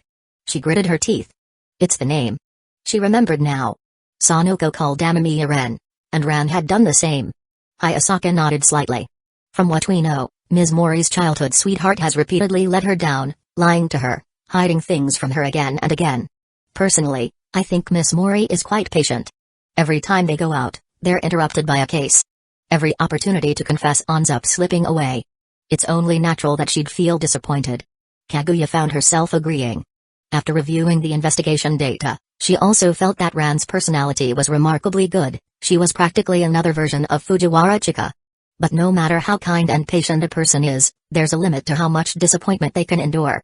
From an outsider's perspective, Kaguya felt that as long as Kudo Shinichi had simply spoken a few words, his relationship with Ran would have been secure. But for some reason, he never did. What's so difficult about this? Kaguya simply couldn't understand. At this point in time, Ms. Mori is deeply disappointed in her childhood sweetheart. And Kudo Shinichi has essentially erased his own identity. At this moment, if a boy with good qualities were to appear by Miss Mori's side, wouldn't she naturally be drawn to him? Absolutely. Kaguya already knew the answer in her heart. After all, they were just childhood friends. Did she really need to remain so attached to someone who had essentially erased his own existence? Kudo Shinichi made his own choices. After being drugged and forced into hiding, he decided to prioritize regaining his identity and investigating the organization over confessing his feelings. That was his decision. So, was it really wrong for Ran, knowing all this, to move on? They weren't even dating. In such a situation, it was perfectly natural for her to form connections with other men. Amamiya has already made it clear, due to the intertwining of fate, there will inevitably be complicated relationships between us and him in the future. You had no objections at the beginning. Neither did Ms. Mori. Isn't his simply a practice of that reality? A practice, huh? Kaguya almost laughed in exasperation. But soon, her mind regained its calm. Hayasaka, you're right. Amamiya has already warned us in advance. How things develop from here is up to us. Whether we become eternal friends, lovers, or wives. It's something we need to figure out for ourselves. Kaguya's thoughts gradually settled, and she finally acknowledged that their future relationship wouldn't be simple. There were only two options, becoming friends or becoming lovers. And deep down, she already knew where she stood. She couldn't accept seeing Fujiwara or any other girl standing intimately beside Ren. That alone made her decision inevitable. But even if the outcome was already decided, The process still needed to be sorted out properly. Because these feelings were real. Kaguya finally admitted to herself. What she felt for Ren wasn't mere interest or admiration. It was love. The discomfort she felt whenever Ren talked about other girls? That was jealousy. Now that she understood this, she could feel her face heating up. Especially at the words wife and lover that had just slipped out of her own mouth. Oh. Taking a deep breath, Kaguya forced herself to stay composed. For now, let's set this topic aside. Our relationship with Amamiya should continue as normal. As for the question of wife or lover, that's not something that will be decided anytime soon. The real issue right now is how I should respond to Amamiya's request. The matter of romance wasn't the immediate concern. It wasn't something that could be sorted out overnight, and Kaguya didn't think they could quickly clarify their relationships with Ren anyway. Feelings needed time to grow and develop naturally. For now, they should let things take their course. But Ren had made a request and that needed to be addressed immediately. Miss Kaguya, since you've already decided to help, there's no need to hesitate. A normal reply will suffice. Besides, Amamiya-san isn't the type to bother others casually. If he's reaching out, it means he sees that person as someone he can rely on. Kaguya froze for a moment. Then, her mind clicked into place. That possibility wasn't impossible. And with that realization, everything suddenly became clear. I understand. Chapter 145, Explanation. After collecting her thoughts, Kaguya called back. Amamiya, I have a general understanding of the situation. In addition to our holdings in light and heavy industries, the Shinomiya family also has some influence in the film and television industry. I'll have Aunt Nael speak with the firm's manager later. I trust he won't do anything inappropriate or disgraceful. Hearing this, Ren felt that the matter could be handled without the need for a lawyer. Thank you, Shinomiya. It's no trouble at all, just a small matter. Kaguya smiled softly. Are you planning to establish the studio now? Not right away. Even if I do set up a studio, I'll need to bring in the right people first. I'm not familiar with the part, but I think she knows some people who can help. If that's the case, then I suggest your friend keep certain connections behind the studio discreet at first. That way, it'll be easier to identify those who genuinely want to collaborate. True. That approach would be much better and would prevent unnecessary complications later. It was a good suggestion, and Ren readily accepted it. He signaled to Yoko, who had been listening. Yoko nodded slightly, approving of the idea. It would allow her to screen potential allies and avoid a situation where acquaintances felt entitled to recommend themselves once the studio was established. Alright. It's Ai's turn now. Hey. Hi Asaka, why did you snatch my phone? The two had a rather close relationship. Hearing the voices on the other end, Ren couldn't help but mutter.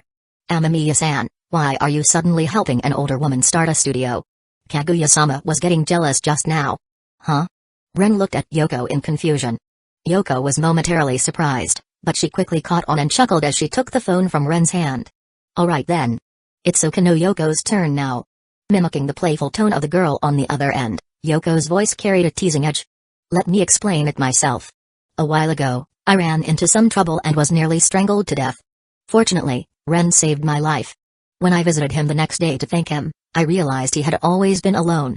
So, out of gratitude and a sense of wanting to repay his kindness, I decided to become part of his family. But in the end, instead of me taking care of him like an older sister should, he's the one taking care of me. It's as if I'm the younger sibling instead. Ren is a boy who appears cold on the outside but is warm on the inside. He acts like he doesn't like to meddle in others' affairs, yet he listens to my complaints and helps solve my problems. I really do feel like a younger sister around him. Even this time, he was the one who helped me. He noticed the company was using harmful substances on me and suggested I start my own studio. Despite not being one to meddle in others' business, he has helped me so many times. Since I can't possibly repay him fully, well, my only option is to work hard to be his family and repay him little by little in life. But honestly, my plan to be the older sister has backfired. He really does see me as a little sister instead. And that's Okino Yoko's explanation. As for the girl over there, if you like him, you need to take the initiative. He's not the kind of guy who will make the first move. After finishing her words, Yoko handed the phone back to Ren, who looked helpless. And on the other side of the phone? Hayasaka had already turned on the speaker. Kaguya had heard every word Yoko had said. So she really wants to be Ren's sister. And does she not know Ren's secret? Thinking about this, Shinomiya Kaguya's expression relaxed. However, in contrast, Hayasaka's expression became more serious. She glanced at Kaguya-san, who had visibly calmed down, and shook her head slightly. Kaguya-sama, You're celebrating too soon. Hayasaka could tell that Yoko had no knowledge of Ren's secret. But that was precisely why they needed to be cautious. She clearly had no idea about the diary or Ren's secret, yet he had still helped her. That alone spoke volumes. Still, it was best not to discuss this right now. Since she claimed she would treat Ren as family, they could trust her, at least for the time being. After getting his phone back, Ren rolled his eyes at Yoko, who was playing with her expression. He let out a helpless sigh. Sorry, Shinomiya. I said some unnecessary things. At this moment, Kaguya felt at peace. There was no discomfort. If anything, she even felt a sense of familiarity. Not at all. Hayasaka was the one who brought up unnecessary things. Ren immediately understood her meaning. You mean the jealousy part?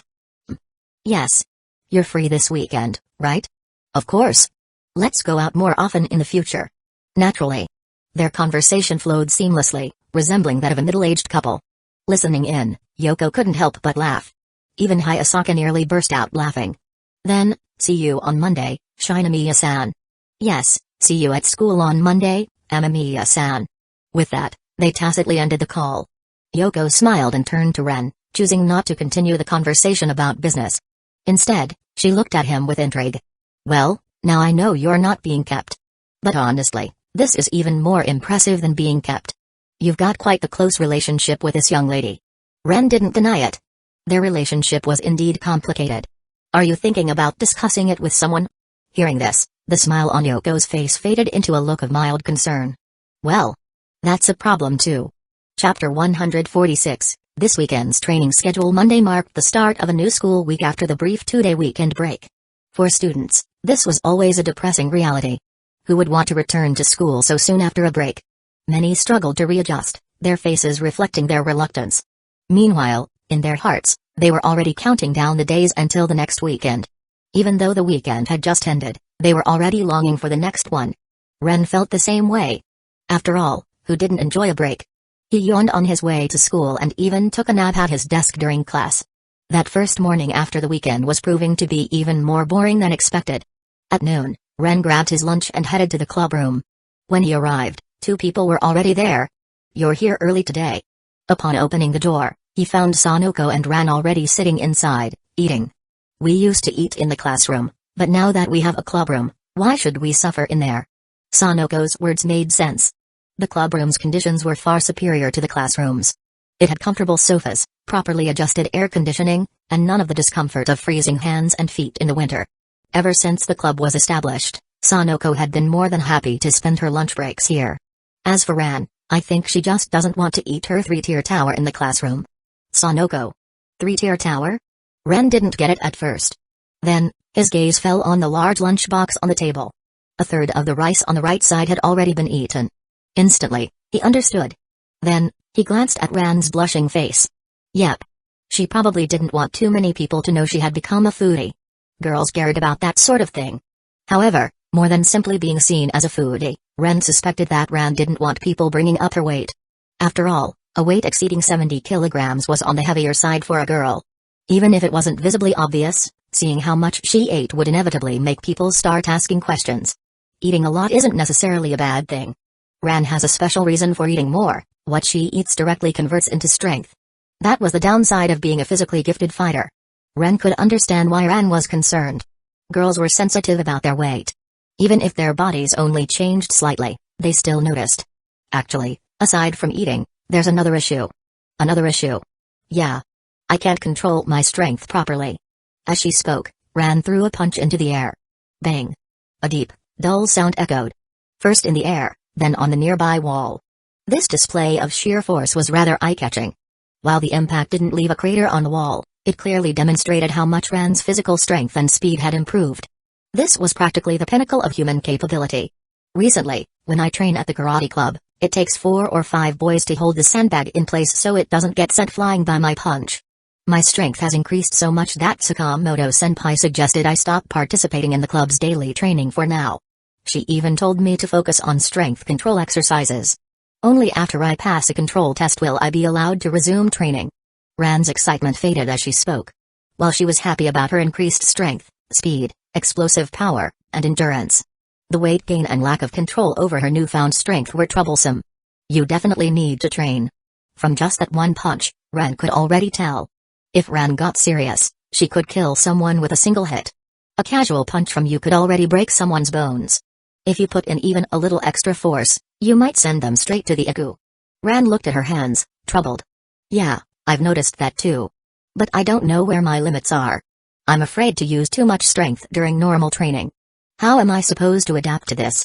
Only by understanding one's own limits could one begin to control their body. Ordinary boxers didn't have this issue. For them, strength and endurance increased gradually as they trained and gained weight. But for Ran, her power-ups were completely unnatural. The food she ate directly enhanced her body's abilities, and the effects were immediate. It wasn't just a slight boost, it was as if her stats were suddenly maxed out, like a stock price hitting its upper limit overnight. Except stocks had an upper limit. Ran's body did not. Especially with mysterious elements involved, her limits had already surpassed what was considered human. That made it even harder for her to control her power. Ren didn't have a good solution for this. After all, the abilities he had mastered. Wait. Would the warrior sequence help with power control? The seer, marauder, and apprentice sequences were not designed for direct combat, so they would not be useful here. But he had just obtained the River of Eternal Darkness this weekend. Darkness and death weren't ideal for power control, but the warrior was different. After all, warriors specialized in pure strength and skill. So it should be useful for mastering power. This gave Ren an idea. Didn't Sanzan invite everyone to train in another dimension? Maybe we should schedule it for this weekend. The moment he brought it up, Sanoko perked up. This weekend? Then, Ren, will you train with me this time? That left Ren feeling a little awkward. But my abilities aren't suited for direct combat. I could act as a commentator, but if I actually joined in, I'd have nothing to show. Ah. Hearing that, Sanoko's excitement visibly dropped. Sanoko, aren't you curious about Shinamiya-san's abilities? Her enthusiasm paused. Sanzan and Maria have the same type of power. Aren't you interested in what they can do? Sanoko's excitement returned slightly. And Ran's abilities. Especially her magic nullification. Don't you want to see what that looks like? At this, Sanoko's excitement returned to full force. Okay, I'm interested again. Chapter 147, Restraint is more important than power. The battles between extraordinary individuals were always fascinating to watch. Unfortunately, Ren followed the sequence path, and his chosen sequence wasn't one focused on direct combat. At lower sequences, his ability to fight head-on was actually quite weak. However, even if Ren couldn't participate, the others still could. For example, Sanzan and Maria, who followed Division Path. Or Kaguya and Hayasaka, who had obtained Devil Fruits. And then there was Ran. A group training session is planned for this weekend? Upon hearing the news, Chika jumped up from her seat in shock. So, does that mean we get to see a battle between superpowered people this weekend? It's not a superpower battle. This weekend's focus is on training. It's not necessarily a full-scale fight.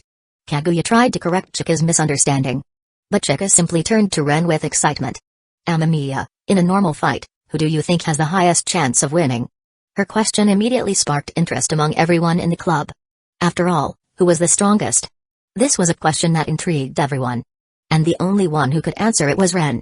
Only he knew the full extent of everyone's abilities, making him the best judge of their power levels. After thinking for a moment, Ren answered, if it's a direct fight, then Ren would likely emerge as the final winner. Ren? Chika hadn't expected this answer. Ren nodded but didn't elaborate. Instead, he looked at Nagi and Kaguya. Nagi remained silent for a moment before speaking. Magic nullification is too much of a cheat ability. I've been a shut-in for years. I'm terrible at physical activities, and my only real asset is my elemental power. But if my elemental power gets nullified, I'm completely helpless. Nagi was well aware of her own weaknesses. Even though she had obtained a vision, this major flaw remained. After all, obtaining a vision didn't magically transform years of a sedentary lifestyle into peak physical ability in just 2 weeks. If her elemental powers became ineffective, she would have no means to fight back. The only thing I can do is maintain a certain height. If I stay in the air where Ran can't reach me, she can't win. But I also can't win. So it's a draw? Chika tilted her head. Nagi rolled her eyes. No, in the end, it would turn into a battle of stamina. Do you really think my endurance can match Ran's? Against someone with enhanced physical abilities? Chika suddenly realized the problem. If the battle dragged on, Ran would always have the advantage. Understanding this, she turned to Kaguya. Then, why would you lose? For the same reason as Sanzan. Kaguya shook her head and gave a straightforward response. My ability allows me to create ice, And I can also transform into an element, making me immune to physical attacks. But I'm not immune to magic nullification. If Ran's nullification ability works on me, then my only option is to take a direct hit from her punch. And if I get hit by her fist, I'll probably die instantly. After all, with her enhanced physical ability, the last thing I'd ever want is to be on the receiving end of one of her punches. Without her ability to become an element, Kaguya had no way to break through Ran's nullification. At that point, the fight would come down to physical strength. And just like Nagi, Kaguya had no chance in that kind of contest. The reasoning was simple. Ran's power was gained through her body's natural enhancement via eating. Her karate training had already given her extraordinary physical prowess, but now, with the added factor of supernatural growth, even the strongest athletes wouldn't be able to match her. In a purely physical contest, the outcome was clear. As expected, abilities that can nullify superpowers are the most troublesome. After hearing both Nagi's and Kaguya's perspectives, Chika came to the same conclusion. Then she turned back to Amamiya Ran. Amamiya, how did you manage to break through Ran's magic nullification last time? Well, I basically just overpowered the limit of her nullification ability. Ran thought for a moment before explaining, magic nullification has an upper limit. Also, it only nullifies supernatural abilities, it doesn't stop physical attacks. For example, guns and bombs would still work. Those are the limitations of nullification. That clarification was important. However, the conversation didn't end there. That said, as Ran continues to get stronger, faster reflexes, higher speed, greater explosiveness, she might eventually reach a point where she can dodge bullets and explosives entirely. At that point, aside from high-yield weapons capable of destroying an entire city, regular firearms probably won't have much effect on her. In that regard, Ran is no different from other ability users. Ran wasn't biased. Different abilities had different application scenarios. Magic nullification was problematic for ability users, just as ability users were problematic for normal humans with standard weapons. Besides, this training session isn't just about fighting. You all have powerful abilities now, but you need a proper platform to use them. Until now, you've had to constantly restrain yourselves. An uncontrolled power outburst would draw too much attention. Kaguya and Nagi nodded in agreement. Releasing their abilities in public would be far too conspicuous. If the government took notice, things could get troublesome. That's why Hayasaka's door fruit is so valuable. It gives us a private dimension where you can unleash your power freely. Holding back all the time stunts your progress. Just look at Ran, her body has been continuously strengthening, but because she lacks control, it's become a serious issue. That's why you need to learn how to master your abilities properly. Ren paused for a moment before adding, of course, the best places for this kind of training would be remote highlands or uninhabited mountainous areas. That way, if anything goes wrong in the other dimension, it won't risk exposing any of you. Chapter 148, Erase Surprise Hee. Ran, busy in the kitchen, was in an exceptionally good mood today. The issue of her sudden increase in strength, which had troubled her for so long, finally had a chance to be resolved. This weekend, she could finally let loose and release the pent-up pressure she had accumulated over the past few days. Just thinking about it made her feel as if a weight had been lifted from her shoulders. She looked down. Perhaps that feeling wasn't just psychological. Her improved physical fitness might have genuinely lightened the burden on her body. Her body coordination had improved, her figure had developed slightly, and even her chest had grown. However, unlike before, it no longer felt like a burden. Ran hadn't expected that gaining strength would come with such unexpected benefits. To be honest, her overly prominent chest growth had significantly impacted her training in the past. The additional weight had made certain exercises more challenging and even affected her balance. But now, that no longer seemed to be an issue. Although her physique had grown along with her newfound power, her overall balance had also improved. It was as if that mysterious power had subtly optimized her body's development, making it more proportionate. The only thing that still troubled her was her weight. For Ran, this was the biggest concern. Previously, she had weighed between 45 to 50 kilograms, but now she had shot up to 74 kilograms. An increase of over 20 kilograms was no small matter. Even though she still cared about her weight, her new physique also came with an insatiable appetite, making it nearly impossible to control her food intake. After all, hunger was a very real sensation. No matter how much she fretted over it, she couldn't change what was inevitable. Instead of worrying about her weight, it was better to focus on controlling her newfound power. Ran, what's got you in such a good mood today? Just as Ran was humming a light-hearted tune, a voice came from behind her. She turned around and saw her mother, Ireki Saki, dressed in an elegant suit and skirt, leaning against the kitchen doorframe. Mom, you're home. You're back early today. Yes. Eri smiled, straightened up, and walked toward her daughter. I made some progress on a few cases I've been handling recently. Things were a mess at first, but I finally found a thread to follow, so I don't have to keep running in circles anymore. For Eri, this was good news. Almost all the cases she took on were difficult ones. Clients sought her out because of her flawless track record. She had never lost a case. But as a result, the ones entrusted to her were always particularly troublesome. Finding clues in these cases required meticulous effort, tracking down leads one step at a time. Because of that, each case took a long time to resolve. However, once she found the key evidence, the rest of the case would quickly fall into place. And every time she reached a breakthrough, it meant she could go home early to rest. By coincidence, when she returned home today, she saw her daughter in an exceptionally good mood. Even while preparing dinner, Ran hummed to herself as she worked. You seem really happy today. Did something happen? Lately, Eri had noticed her daughter like this quite often. Ever since the name Kudo Shinichi had faded from conversation, Ran's mood had noticeably stabilized. Was she simply adjusting to the news of Kudo Shinichi's disappearance, or had she gradually accepted it? Eri shook her head. Whatever the reason, she was glad to see Ran happy. The club's weekend activities have been arranged. The karate club? Or the occult research club you secretly joined? The occult research club. Eri naturally knew about the club Ran had joined. If she didn't, she wouldn't have agreed to let her daughter travel to the islands near Tokyo with them this weekend. Although Eri wasn't entirely sure what the club's activities entailed, it was clearly well-funded and well-organized. Otherwise, Ran wouldn't need to ask her for money to participate. The occult research club. So it studies paranormal phenomena? Like fortune-telling? Yeah, there are activities like that. Thinking of Ran's divination abilities, Ran felt that fortune-telling did fit the club's theme. But for the most part, it focuses on investigating supernatural occurrences. There are even members in the club who are skilled at tarot readings.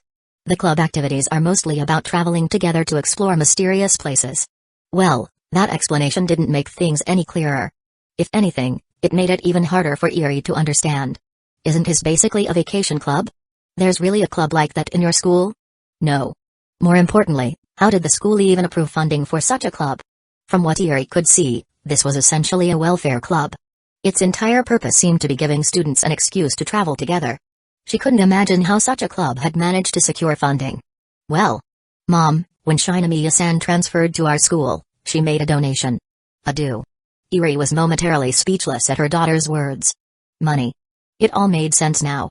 No wonder the club received funding. It had a sponsor. And now, Eri understood why Titan High School would allow such a club to exist. Shinomiya. Wait a second. Eri paused as she processed the surname Shinomiya. She asked hesitantly, Shinomiya. Kaguya? Yeah, Mom, you know Shinomiya-san? It'd be harder not to know. The massive upheaval within the Shinomiya Zaibatsu, the behind-the-scenes involvement of the Sanzan-in family, and the grand-scale power struggle. The events that had unfolded were nothing short of monumental. The final outcome had been the restructuring of the Shinomiya Zaibatsu and its subsequent subordination to the Sanzan-in family. As for the new heir of the Shinomiya conglomerate, that had already been decided.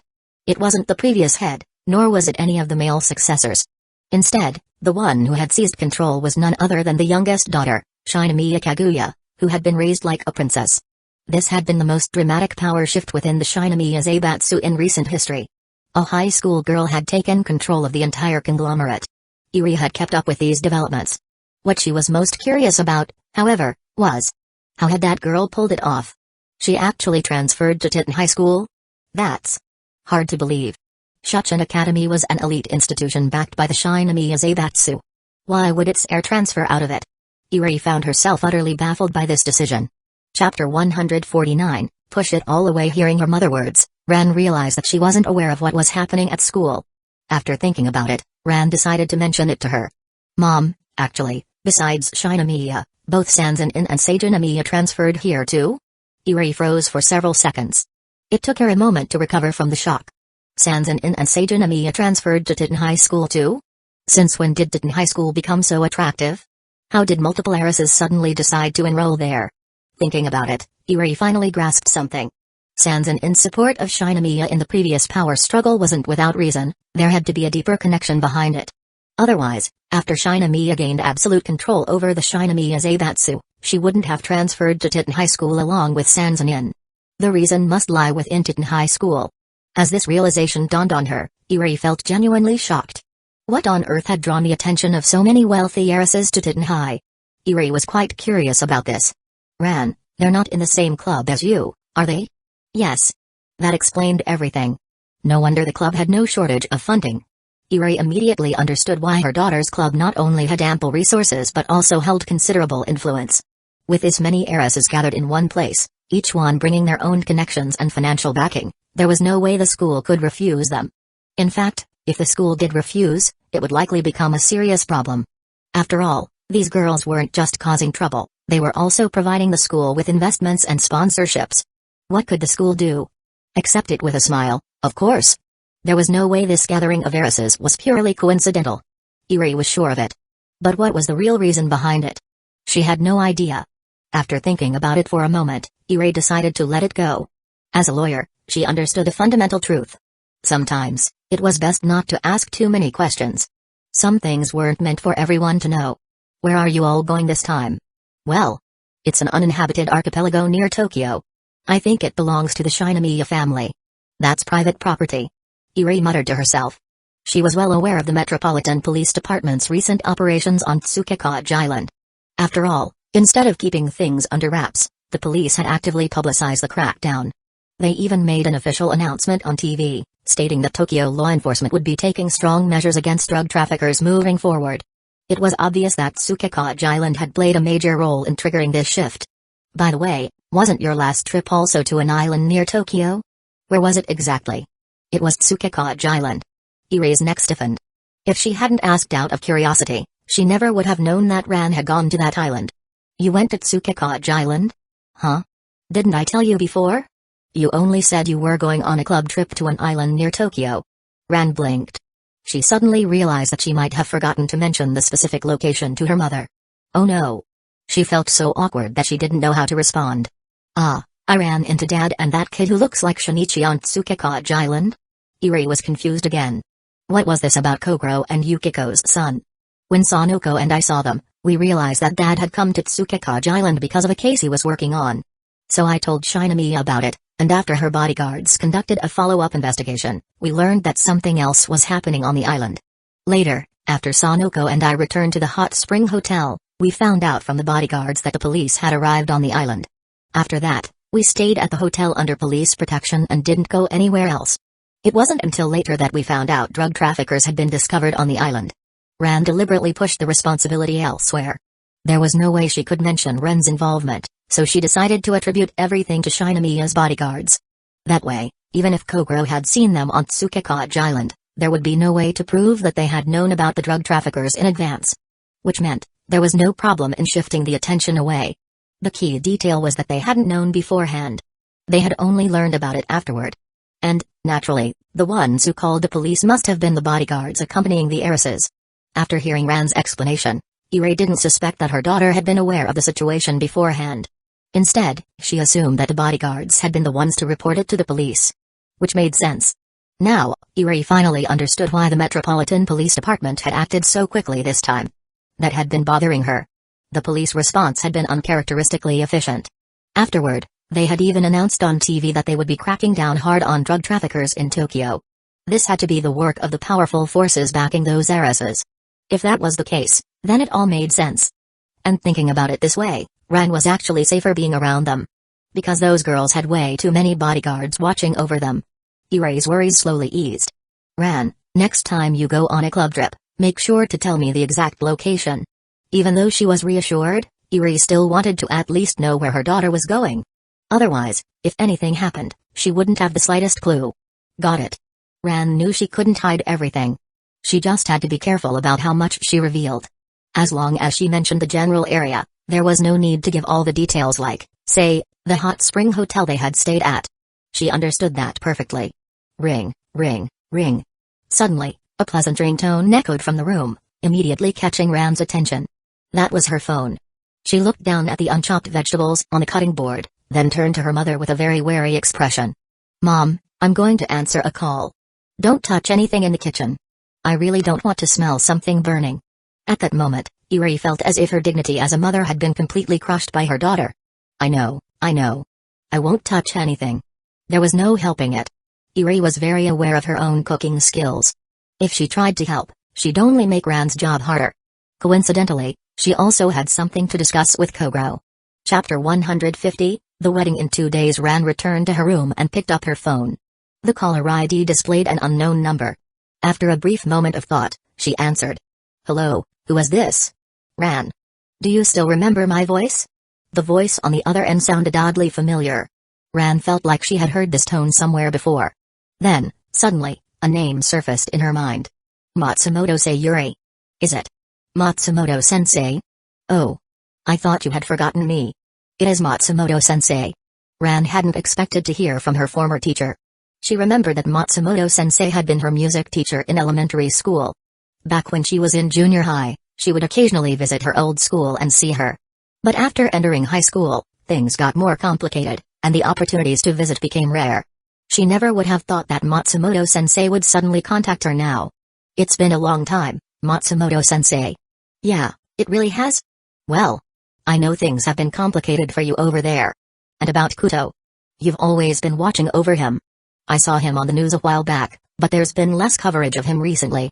Matsumoto Sayuri was aware of the complicated relationship between Ran and Kuto Shinichi. The two had been childhood sweethearts for years, and in some ways, their situation was similar to her own past. However, it was clear that Kuto Shinichi had yet to fully realize his own feelings. Ran had been by his side ever since junior high, dealing with this emotionally dense guy. It was no wonder she hadn't contacted Matsumoto in a long time. With such a blockhead around, it was natural to keep a close eye on him. By the way, how is Kuto doing recently? I haven't seen him on the news in a while. I kind of miss him. Matsumoto-sensei, please calm down first. Matsumoto Sayuri was momentarily stunned. That phrase. Why did it sound so familiar? Oh, right. Her father often said this to the families of deceased victims. Realizing this, Matsumoto felt her expression twitch. No way. Kuto. Could it be? Yes. Something unexpected happened. Shinichi has passed away. Her words hit Matsumoto Sayuri like a bolt of lightning. That night, he and I had planned to meet at Tropical Land. But he saw someone suspicious and followed them. That's when the accident happened. Ran's voice was eerily calm, completely devoid of any sadness or emotion. She was simply stating a fact. But to Matsumoto Sayuri, that reaction was far too unnatural. She even suspected that something about Ran Mori had fundamentally changed. Ran. Are you really okay? No problem. Ran's voice remained steady. After all, she knew that Shinichi was still alive. She even knew that he was currently a primary school student living under her roof. So why would she feel emotional? It's been almost 2 weeks since Shinichi's accident. What else can I do? I can't bring someone back to life, can I? All I can do is focus on the present. Honestly, it's not like I can just go and follow him, right? What about my parents? Matsumoto Sayuri could tell that Ran genuinely didn't need her concern. In fact, her mindset was surprisingly healthy. If she could move forward with her life, then that was all anyone could hope for. Actually, it's good that you can think this way. Ran nearly laughed out loud at that. She knew that Matsumoto-sensei had completely misunderstood her. But she didn't mind. It was better this way. Some things were better left unknown. Matsumoto-sensei, why did you suddenly contact me? What else? I'm getting married. I wanted to invite you to my wedding. Eh? You're getting married already, Matsumoto-sensei? I'm already 27. Almost 30. Why wouldn't I be getting married? Matsumoto Sayuri felt that Ran's reaction was way off. A woman her age should be considering marriage. After all, if she waited too long, finding a partner would become even harder. Hee. I was just joking. To be honest, congratulations, Matsumoto-sensei. Thank you. Matsumoto Sayuri smiled, accepting Ran's congratulations. When's the wedding? In 2 days, in the afternoon. That's Wednesday. If the ceremony was in the afternoon, then attending the wedding would mean taking half a day off from school. Ran nodded slightly. Taking leave wouldn't be too difficult, and since it was only a half-day absence, the teachers likely wouldn't refuse. But just as she was about to agree, she hesitated. A thought surfaced in her mind. Ran. For some reason, she suddenly asked, Matsumoto-sensei, if the wedding is in 2 days, can I bring a few friends with me? Ah, Sanoka will be coming too. Of course. Matsumoto Sayuri didn't even hesitate to agree. After all, it's a wedding. The more people, the merrier. I'd love for my former students to be there. It's just a shame about Kuto. Matsumoto Sayuri sighed. If Kuto were still alive, she would have wanted him to attend as well. Unfortunately, life was unpredictable. Accidents could be cruel. She genuinely felt sorry for what had happened to him. Some people, some things, just disappear without warning. Matsumoto-sensei, let's not talk about Shinichi anymore. What happened has already happened. There's nothing we can do. You're right. Matsumoto Sayuri shook her head slightly and pushed the thought aside. Some tragedies struck too suddenly. Continuing to talk about Kuto would only be painful for Ran. Realizing this, Matsumoto Sayuri decided to stop dwelling on it. Alright, then, Ran. See you in 2 days. Yes, Matsumoto-sensei. See you in 2 days.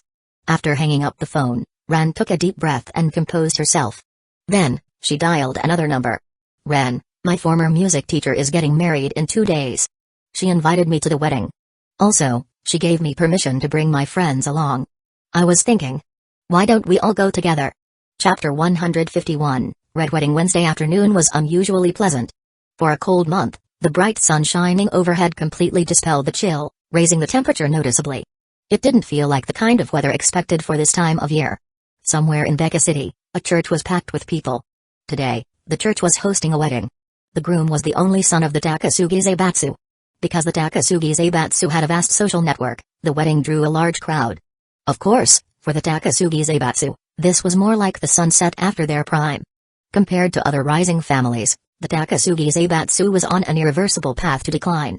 At such a critical moment, the marriage of Takasugi to Oshihiko, their only heir, carried significant weight. The reason why so many people still attended this wedding was largely because of the bride, Sayuri Matsumoto. Her father was a superintendent of the Tokyo Metropolitan Police Department, one of its senior officials. He was part of an influential government organization. And this particular superintendent's rank carried considerable weight. So, even though the Takasugi Zaibatsu was fading, the wedding still attracted a large number of guests. The Takasugi Zaibatsu has been running at a deficit for years. Their stock value keeps falling, and most internal shareholders have already sold off their shares, leaving only a handful of loyalists. Hayasaka I gave a concise analysis of the current state of the Takasugi Zaibatsu. Takasugi Minami, the current director, is also Takasugi Toshihiko's adoptive father. He's competent, but he suffers from a terminal illness, requiring costly treatment to prolong his life. That ongoing expense has further drained the Zaibatsu's resources. Takasugi Mikako, his wife, is a traditional housewife. She's never been involved in business, nor does she understand investment. But she has a gentle personality and has always been a supportive wife.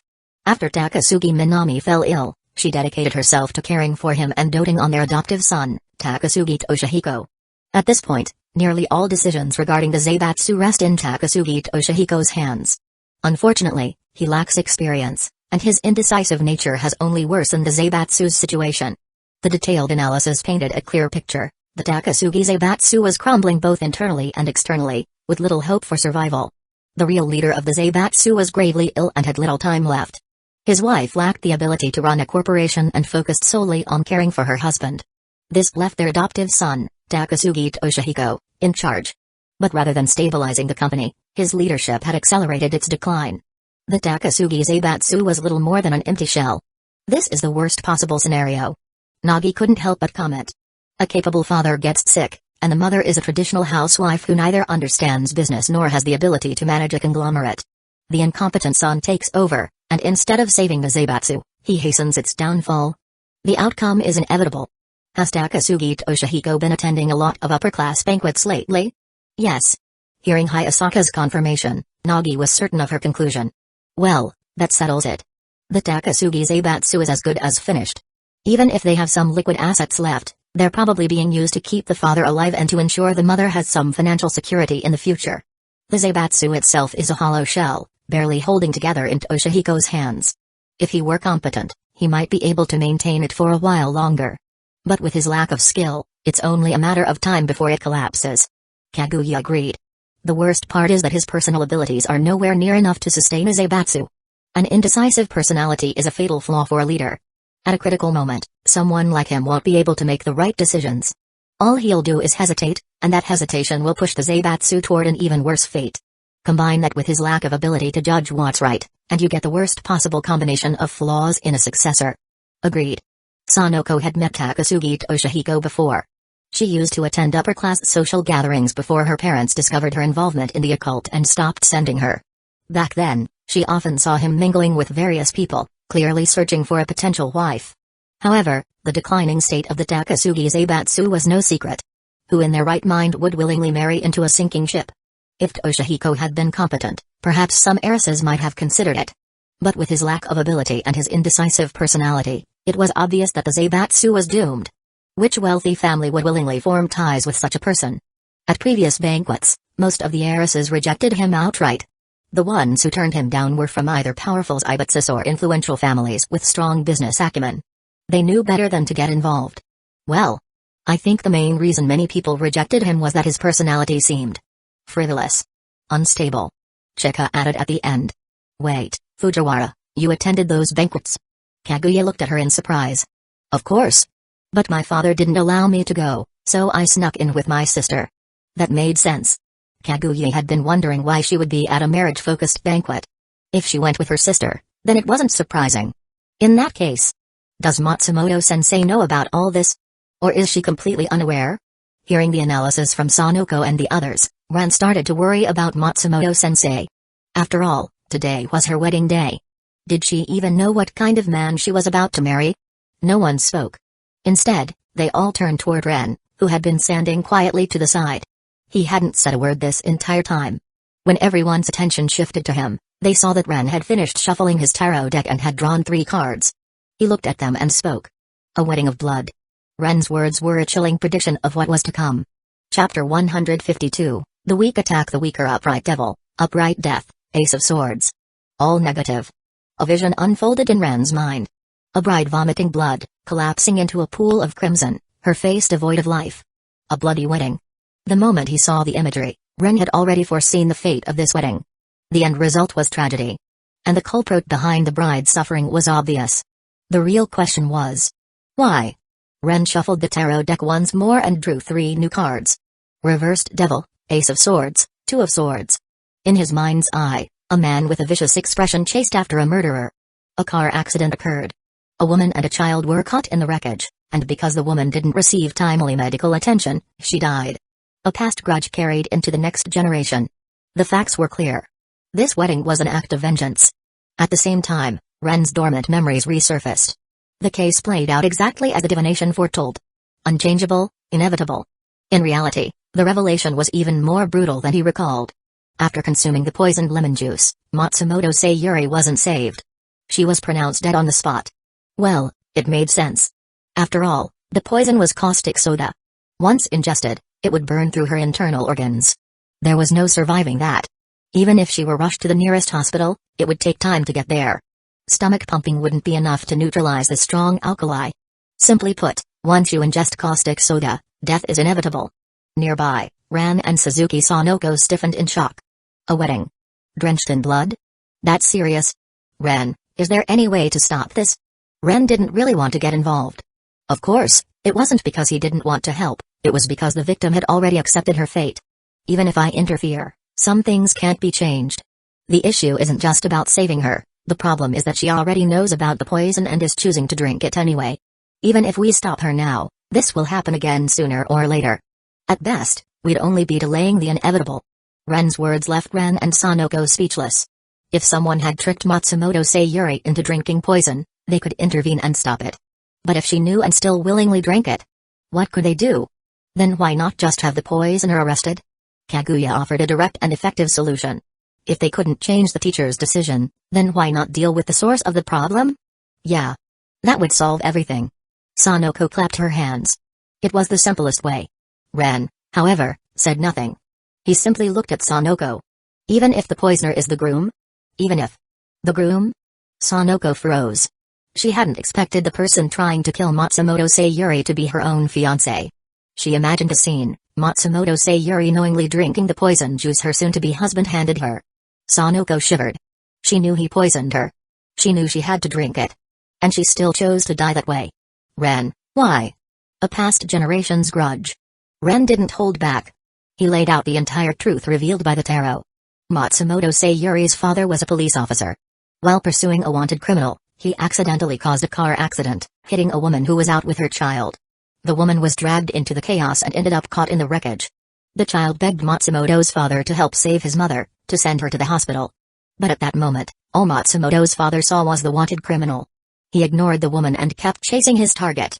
And so, the tragedy happened. Matsumoto Sayuri only learned about this just before her wedding. On one side was the man she was going to marry. On the other, the father who raised her. Unable to make a choice, she decided to die in her father's place. The motive for vengeance was crystal clear. At that moment, the girls finally understood why the groom poisoned the bride. He wanted her father to experience the same pain he had suffered years ago. Sanoko clenched her fists in anger. That bastard. So he knew all along who Matsumoto's father was, and he still went after Matsumoto? Amamiya Ren nodded slightly. He used Matsumoto's love. Just to take revenge on her father? Then who will be responsible for Matsumoto's death? Why didn't he just go after Matsumoto's father directly? Sanoko gritted her teeth, furious. She couldn't understand. Why go after Matsumoto? Why attack an innocent person? Actually, the reason is quite simple. Chika spoke up with a disturbingly logical answer. If a public official like Matsumoto's father were targeted, it might drag in the Takasugi Zaibatsu, right? So instead, the groom went after the bride. Even if he got caught, he could still claim it was just his personal vendetta, separate from the Zaibatsu. Sanoko almost laughed at the absurdity of it all. Ren didn't deny that possibility. But there was another, even simpler explanation.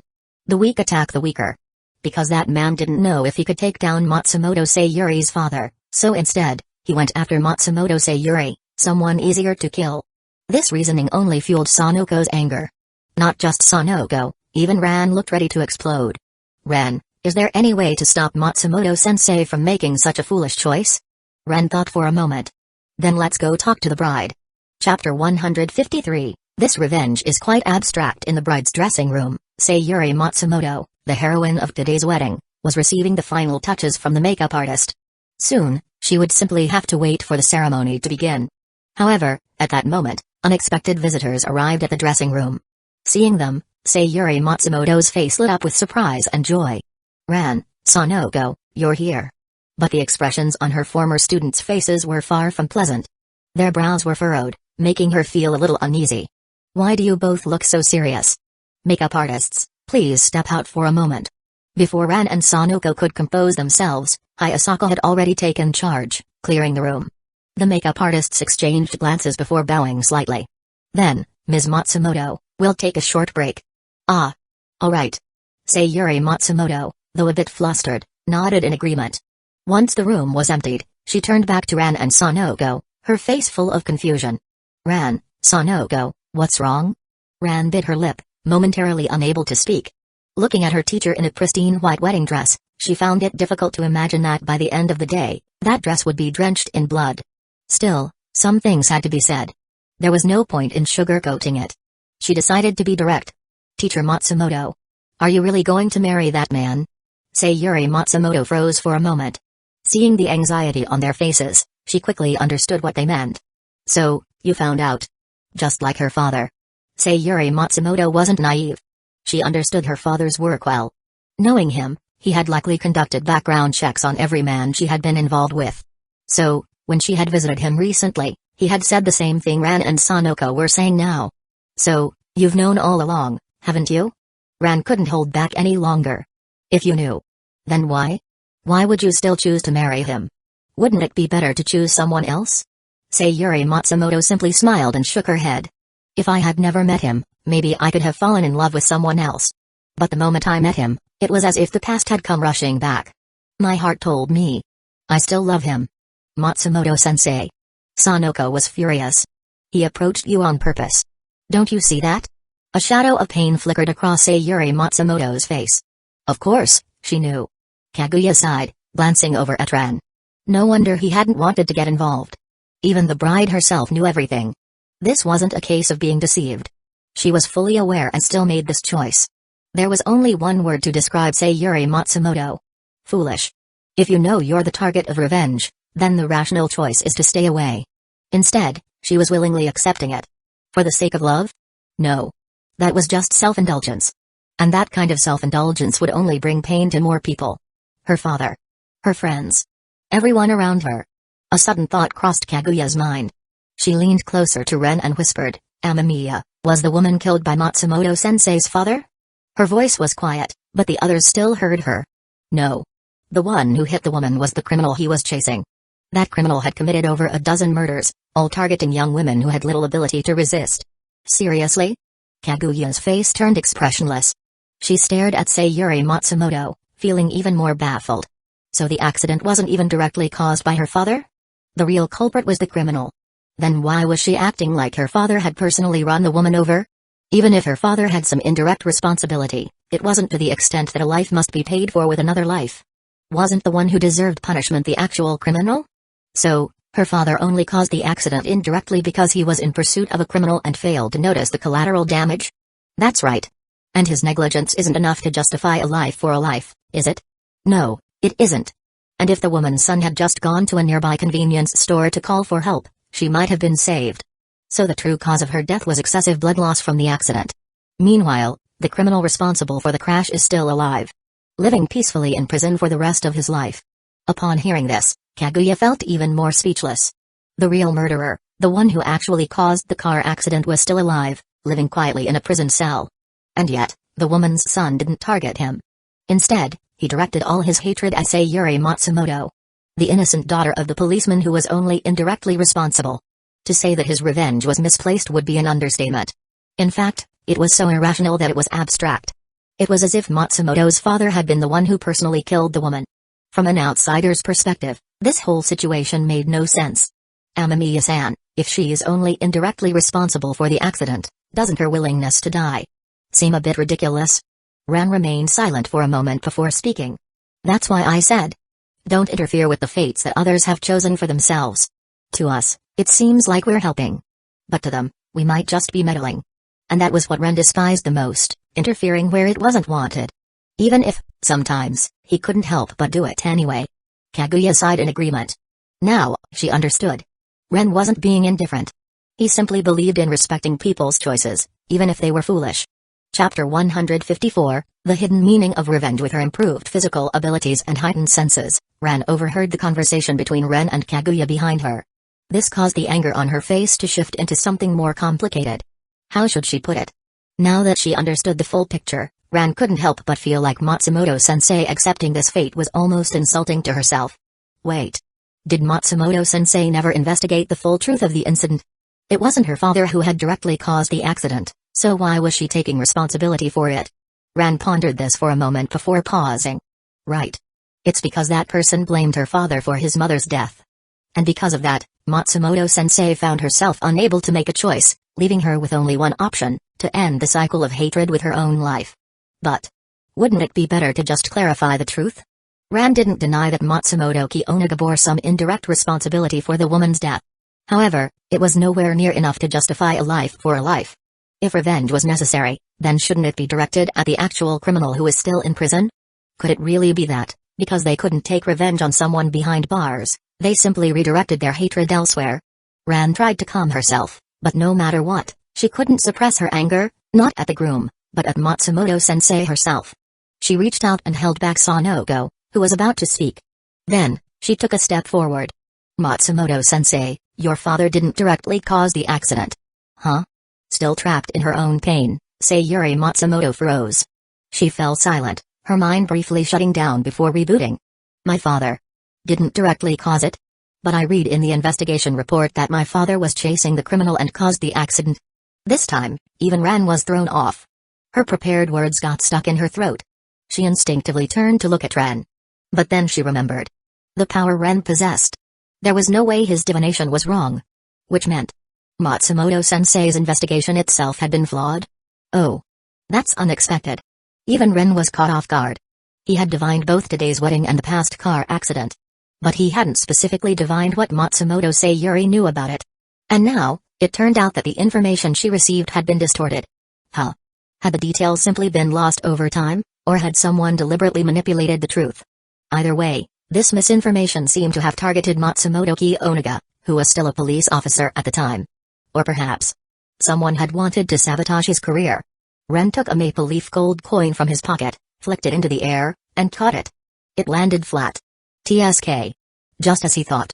It wasn't that the truth had been completely buried, but rather, certain key facts had been deliberately concealed. If the Metropolitan Police Department hadn't valued Matsumoto Kiyonaga so highly, they wouldn't have bothered covering up the incident for him. Whoever had orchestrated this behind the scenes must have been deeply disappointed when their plan failed. Ren flipped the coin again. Flat. TSK. This is turning out to be even more complicated than expected. So, the person responsible must have already been transferred out of the MPD, right? Another flip. Flat. Ah. So they were forcibly transferred after their scheme got exposed? Yeah. That tracked. In a career like law enforcement, there were always people lurking in the shadows, waiting for an opportunity to stab you in the back. Ren thought for a moment, then flicked the coin one last time. Had Takasugi Toshihiko been manipulated by someone? The moment the coin landed, the answer became clear. Someone had planned this from the very beginning. It wasn't just about personal revenge, this entire situation was engineered as part of a larger scheme against Matsumoto Kiyonaga. Takasugi Toshihiko was merely a pawn. And Sayuri Matsumoto? She was a fool who had been used. Not just her. Even the person who originally investigated the case 20 years ago had been used. Realizing this, Ren felt a chill run through him. 20 years. Someone had held on to this grudge for 20 years. All because they got transferred. That level of resentment was insane. But Ren set aside those thoughts for now. The current situation still needed to be handled first. Ran, Sanoko, switch places with me. Still reeling from everything they had just learned, Mori Ran and Suzuki Sanoko stepped back without question. Ren turned his attention to Sayuri Matsumoto. Matsumoto-sensei, shall we play a little game? Game? Takasugi Toshihiko. That man is planning to avenge his mother by hurting you. Do you still think he's someone worth marrying? If it had been before, Sayuri Matsumoto wouldn't have hesitated to say yes. But now, after hearing the truth from Ran, she wasn't so sure anymore. Ren gave a slight nod. At the very least, she wasn't completely blinded by love. Seems like you've realized the problem.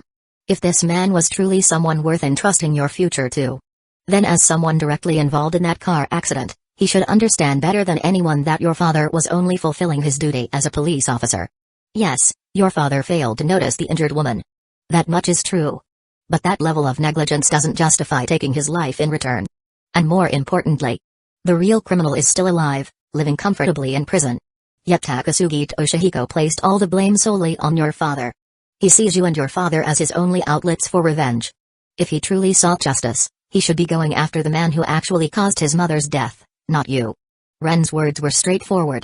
Yes, Matsumoto Kiyonaga bore some responsibility. But the absolute truth had already been recorded, there was no room for argument. And yet, instead of seeking actual justice, Takasugi Toshihiko deliberately got close to Sayuri Matsumoto just so he could manipulate her.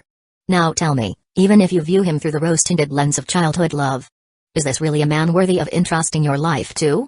If he's willing to kill someone over an indirect connection to the accident, do you think he wouldn't use more insidious, drawn-out methods to get revenge in the future? Sayuri Matsumoto bit her lip. For the first time, she hesitated. Even before she had learned all this, when Takasugi Toshihiko broke up with Kazumi to pursue her, she had already felt guilty about it. Now that she knew everything? Now that the veil had been lifted? She realized it was finally time to remove her childhood-colored glasses. What kind of game are you talking about? Chapter 155, You can have lemon tea now. Let's run a little test. We'll use some tricks to make your groom reveal his true thoughts. I think that once you hear what he has to say, your doubts will be confirmed. And you'll be able to make a new decision. Ren's words were clear. He was inviting her to stage a performance, one that would expose Takasugi Toshihiko's true nature. Alright. The scales in her heart had tipped. She wanted to see Takasugi Toshihiko's reaction for herself. How should I cooperate? Just go along with the wedding as planned. I'll handle the rest. Ren didn't need her to do anything. Just let things unfold according to his plan. Hayasaka-san, I'll leave that side of things to you. Understood. Hayasaka gave a slight bow, having already grasped Ren's intent, then stepped back. I'll go make the necessary preparations. Oh, and before you go, send the makeup artist back in. Got it. Hayasaka exited the lounge, and the waiting makeup artist returned to do the final touch-ups for the bride. Ran, Sanoko, compose yourselves. Ren's voice carried a subtle weight, as if imbued with magic. Immediately, the two girls, who had been caught in an emotional whirlwind, found themselves regaining control. Their complex feelings settled, their minds cleared. Just as they steadied themselves, the door opened. Sayuri, I brought the lemon tea. It's warm, just the way you like it. The woman who stepped inside had long hair, wore a dress with a blue coat draped over it, and carried herself with an effortless coolness. Takenika Kazumi didn't think twice about the students gathered in the room. She already knew that Sayuri had invited some of her former students to the wedding. So naturally, these must be them. Thanks, Kazumi. Sayuri Matsumoto was momentarily dazed, but the warm tea was a welcome way to steady herself. By the way, Kazumi, about that thing I asked you to look into.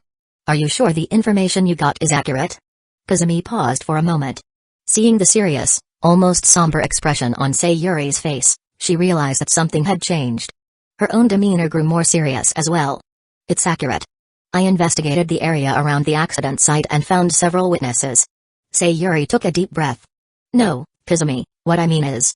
Are you absolutely sure my father was the one who hit that woman? Kazumi was momentarily stunned.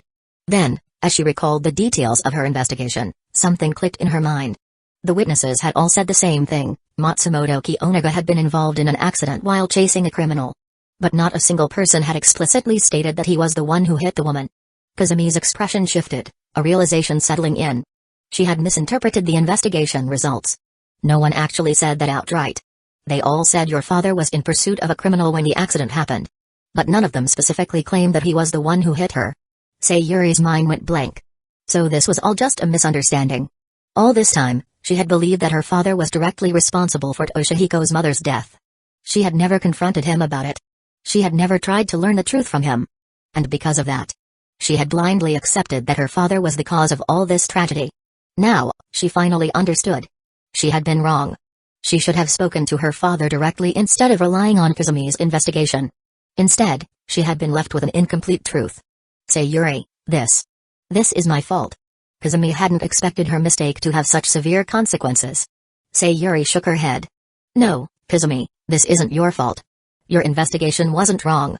You just didn't get a definitive answer, because the witnesses never clarified it either. She let out a slow breath. She could feel her blood pressure rising. This was all just a series of assumptions. And the thing she regretted most was that she had never sat down and talked to her father.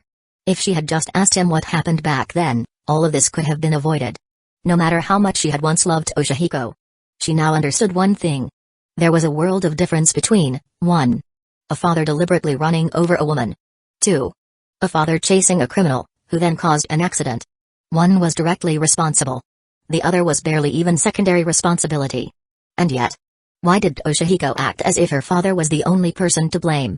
Was it really just because it was easier to target her and her father? Sayuri clenched her fists. If that was truly the reason, then what was the point of sacrificing herself to end this so-called feud? Her anger surged. For the first time in a long time, her emotions felt stable. But this time, it was because of resolve. Matsumoto-sensei, calm yourself. A voice interrupted her thoughts. As if a bucket of cold water had been poured over her, the fire inside her was immediately extinguished. The anger disappeared in an instant. Her nerves settled, her emotions were no longer out of control. Sayuri slowly unclenched her fists. Her expression returned to a composed, almost unnatural calmness. Matsumoto-sensei, have some lemon tea to cool down. And to avoid ruining your lipstick, use a straw. Sayuri nodded slightly. She absent-mindedly opened the can, inserted the straw, and was about to take a sip when... Sanoko, have some lemon tea too. Sayuri froze. In that moment, her brain snapped fully awake. Sanoko blinked in surprise, then quickly caught on. With a bright smile, she walked over, took a can of lemon tea from the plastic bag, and held it up. Sensei, mind if I have one too? Sayuri Matsumoto looked at her, a mix of emotions flickering across her face. She exhaled softly. I never expected my own students would go this far at my wedding. Chapter 156. He is a Titan student. Several makeup artists didn't quite understand what was going on, but Kazumi, who was aware of the situation, had already figured it out. Even so, she still found it hard to believe.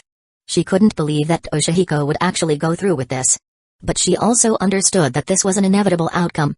As long as Toshihiko didn't take any action, nothing would happen. Today's wedding would remain just a wedding. However, the moment Toshihiko did anything extra, he would be plunging himself into a desperate situation. Into the abyss. Yet, Kazumi didn't stop it. She supported Sayuri's decision. If Toshihiko really went through with it, he would have to pay the price. Thinking this, Kazumi simply watched from the sidelines.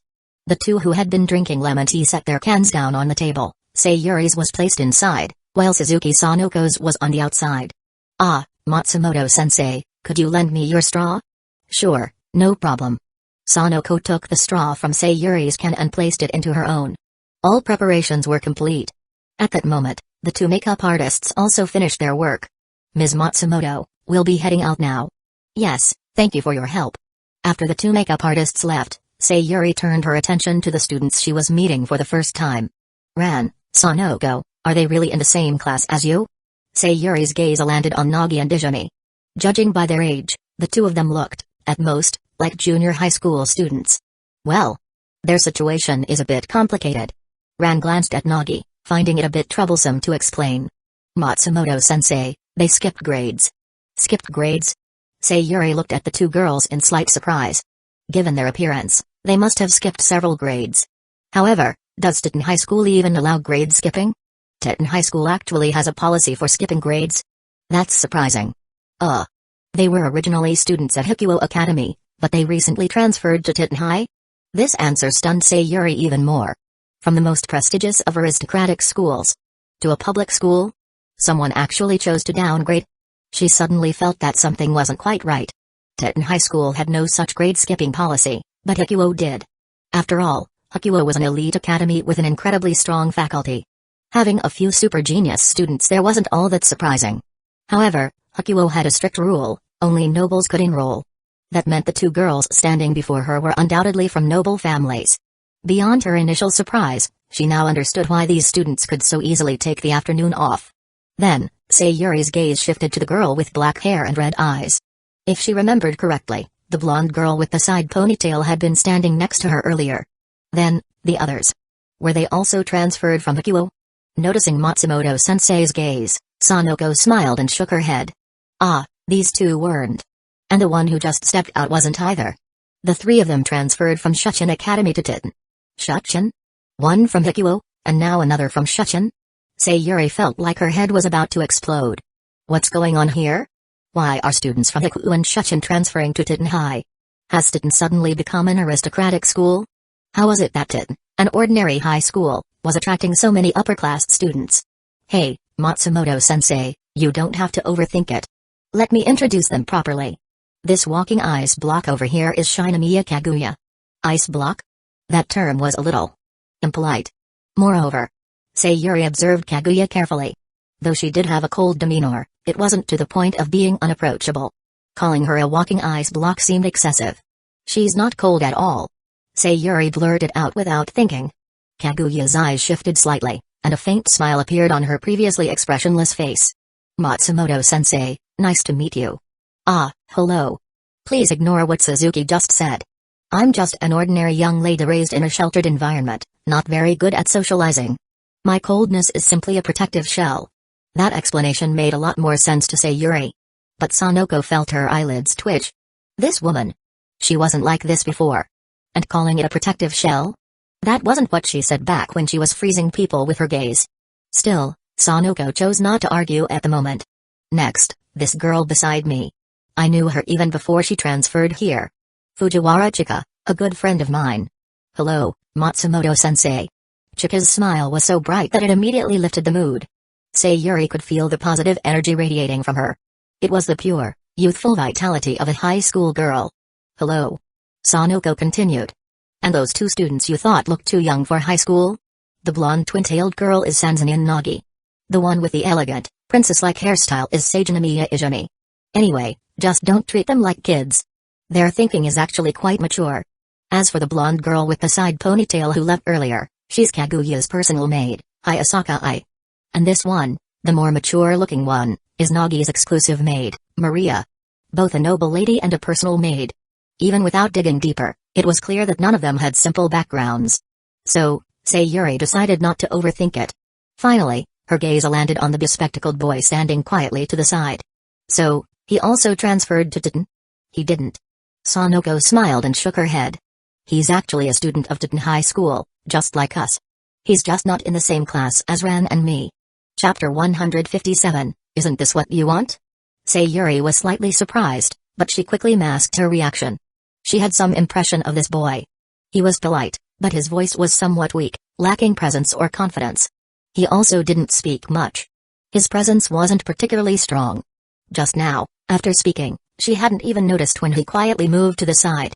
Yet, this seemingly unremarkable boy, with such a low sense of presence, was surrounded by a group of girls. And not just any girls. These were young ladies from prestigious families, girls with status and influence. Obviously, Sayuri wasn't a fool.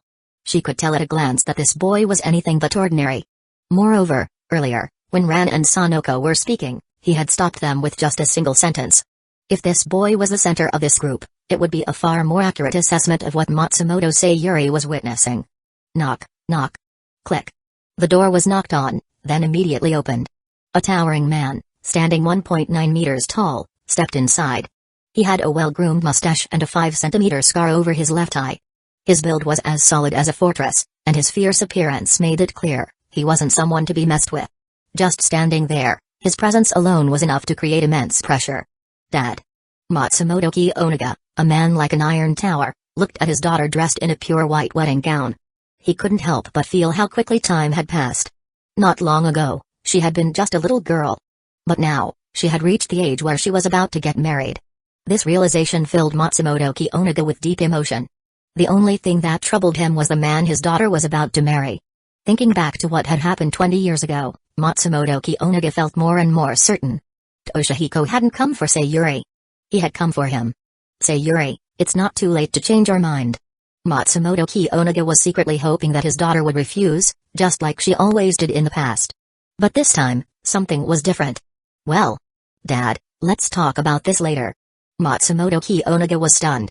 In the past, Sayuri had always rejected the idea outright, her attitude firm and unwavering. But today, why was she responding differently? Dad, are the other police officers here as well? Some of my subordinates came as extra security. Good?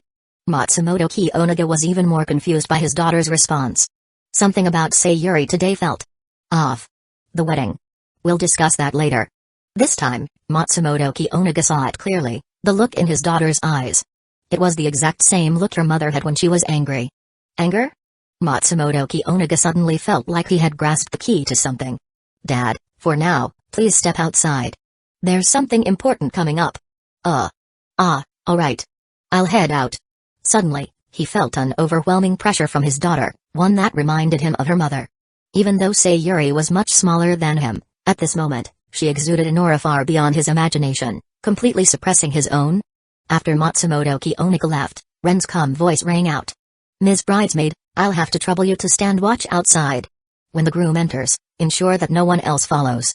Kazumi glanced at Amamiya Ren before nodding slightly. I understand. Once Toshihiko enters, I won't let anyone else in. With that, she turned around and embraced Sayuri. Don't be angry. Don't be sad. If that man actually dares to do something like that, he's not worthy of you. Don't worry. I won't be shaken, no matter what happens. Sayuri gently patted her friend's back. Don't concern yourself with what happens in this room. I won't be so foolish this time. Kazumi nodded slightly before letting Sayuri go. I'll be outside. After Kazumi left, Sayuri let out a small breath. Ms. Matsumoto, please treat what happens next as a game. Hearing that voice, Sayuri was momentarily distracted. When she turned back around, the group of students that had been standing there just a moment ago was gone. Looking down, her pupil shrank in shock. She saw herself lying in a pool of blood, dressed in a pure white wedding gown. Lemon juice and empty cans were scattered across the floor. What? What is this? Click. Just as she was processing the sight, the door burst open violently. The groom, Takasugi Toshihiko, dressed in his white wedding suit, stormed in, sweat dripping down his forehead. His eyes locked onto the scene on the floor, and he immediately let out a horrified scream. Ambulance. Call an ambulance. He screamed frantically, his voice raw with panic. But to Sayuri's shock, on his face, beneath all that supposed distress, there was a smile. The look of someone crying and smiling at the same time was eerie, unnatural. What's more, Toshihiko didn't seem to see her at all. He could only see the Sayuri Matsumoto lying lifeless on the ground. The door burst open again. Toshihiko whipped his head around. Ambulance. Someone, call an ambulance. But the person who had entered paid no attention to his frantic cries. Instead, they approached Toshihiko without a word. Drop the act. Isn't this exactly what you wanted? Like a conman whose lies had just been exposed, a flicker of panic flashed across Toshihiko's face. Who are you? He shook his head violently. I don't know who you are, but what you're saying is slander. I could sue you for this. Sayuri sighed softly. Then, she turned to look at the person who had just entered. Now that she was seeing his face up close, she realized. It was that same boy from earlier. She hadn't even asked his name yet. But she could feel it. This boy was out of place, in every possible way. Takasugi Toshihiko, wasn't this all you're doing? Isn't his sure revenge against Matsumoto Kiyonaga? Using his daughter as a tool to get back at him. Forcing her to ingest the sodium hydroxide you prepared. Making him watch as his daughter's life slowly fades away. Isn't this exactly what you wanted to see? Each word sent cold sweat dripping down Toshihiko's back. I didn't do this. You have no proof at all. His eyes flickered toward Sayuri, who was still breathing. For a brief moment, a dark glint flashed in his eyes. Instead of continuing to shout, he stood up and glared at the high school student in front of him. Sayuri is my bride. Why would I ever want to harm her? That self-righteous declaration made Sayuri lose all hope in him. She had caught the vicious glint in Toshihiko's eyes. Even now, as he spoke, he looked more like a cornered beast than a man. He had stopped screaming for an ambulance. Instead, he was standing there, deliberately stalling for time. Chapter 158, Regret Why? Ren slowly approached Toshihiko. Isn't it because her father caused your mother's car accident? Toshihiko's expression was a mix of shock and disbelief, almost comically so. Did you really think you were hiding so well? Everything about you has already been exposed. Even if she drank the poisoned lemon tea you prepared, wasn't it her own will? Her own will? Toshihiko looked at Sayuri, who was still coughing up blood on the ground. His face was filled with astonishment, but there wasn't a single trace of regret. Only rage. This is my revenge. How could she have known? She was just a tool for my revenge, just like all those other women. She was only after the Takasugi family's wealth. Yes. Sayuri was just like every other woman he had encountered. They all approached him because of his money. He wasn't wrong. Using money as bait, he had lured Sayuri in. It was a fact. He had succeeded. He got close to her. He gained the chance to take revenge. 19. Sayuri, standing nearby, let out a deep sigh and lowered her head. The illusion of childhood love had been too strong. She had believed in the boy she once loved, convinced herself of his kindness. But now, stripped of that illusion, she finally saw the truth. Time was indeed a thick filter. It had concealed so many flaws, allowing her to see only the goodness in the boy from her past while ignoring how much he had deteriorated over the years. The wealth of the Takasugi Zaibatsu. Ren suddenly chuckled, as if he had just heard something truly amusing. You really think it still exists? What do you mean? Toshihiko suddenly had a bad feeling. Your adoptive parents treated you well. They even entrusted you with overseeing the main business of the Takasugi Zaibatsu. But you lacked the ability to manage a corporation of that scale. Under your leadership, the Takasugi Zaibatsu has long been drowning in debt. On top of that, you love to play around, and your adoptive mother spoiled you too much, which only reinforced your reckless nature. In itself, there's nothing wrong with enjoying life. Some people gain valuable insights and connections from it. But you? You only indulged in pleasure. You surrounded yourself with drinking buddies and fake friends. Do you even remember how they tricked you? Toshihiko's mind instantly recalled the many mistakes he had made while running the company, all based on the advice of those so-called friends. His body trembled involuntarily. You always discussed company matters with them, and they secretly recorded everything you said. Otherwise, do you think the rival conglomerate that took over the Takasugi Zaibatsu's position just happened to be so well informed? If it weren't for a few critical decision-making errors, the Takasugi Zaibatsu might have had a chance at recovery. But instead of listening to the professional advisors managing your family's business, you listened to your drinking buddies. And that was your downfall? Ren's smile widened slightly. So, tell me. How much liquid capital do you think the Takasugi Zaibatsu has left? 20 million? A chilling sense of dread crept into Takasugi Toshihiko's heart. It's 2 million. And not in US dollars. Just 2 million yen. Your adoptive father nearly fainted when he found out. Toshihiko's heart clenched with guilt. Because he hadn't even known his father had collapsed. The only thing keeping him going was your marriage to Sayuri. If you successfully married her, the Takasugi Zaibatsu could finally escape its current crisis. Even if the Zaibatsu were to fall apart, with your father-in-law's influence, no corporation would dare completely crush what remains of it. So, this wedding. It wasn't Sayuri chasing after your 2 million yen. She was trying to help you in her own way. The more Ren spoke, the more nauseated Toshihiko felt. Actually, Sayuri even had your ex-girlfriend investigate the accident from 20 years ago. She already knew that her father had been pursuing a criminal when the incident occurred. And that his actions inadvertently led to your mother's death. It was because she knew that she was willing to end this grudge with her own life. How? How could it be like this? But there was a flaw in the information she received. The truth is, it wasn't her father's car that hit your mother 20 years ago. The one who actually ran over your mother was the criminal he was chasing. Toshihiko's entire body jolted. His face went pale with fear. That's right. The one who hit your mother was a criminal. Maybe her father failed to save her in time, but that was only secondary responsibility.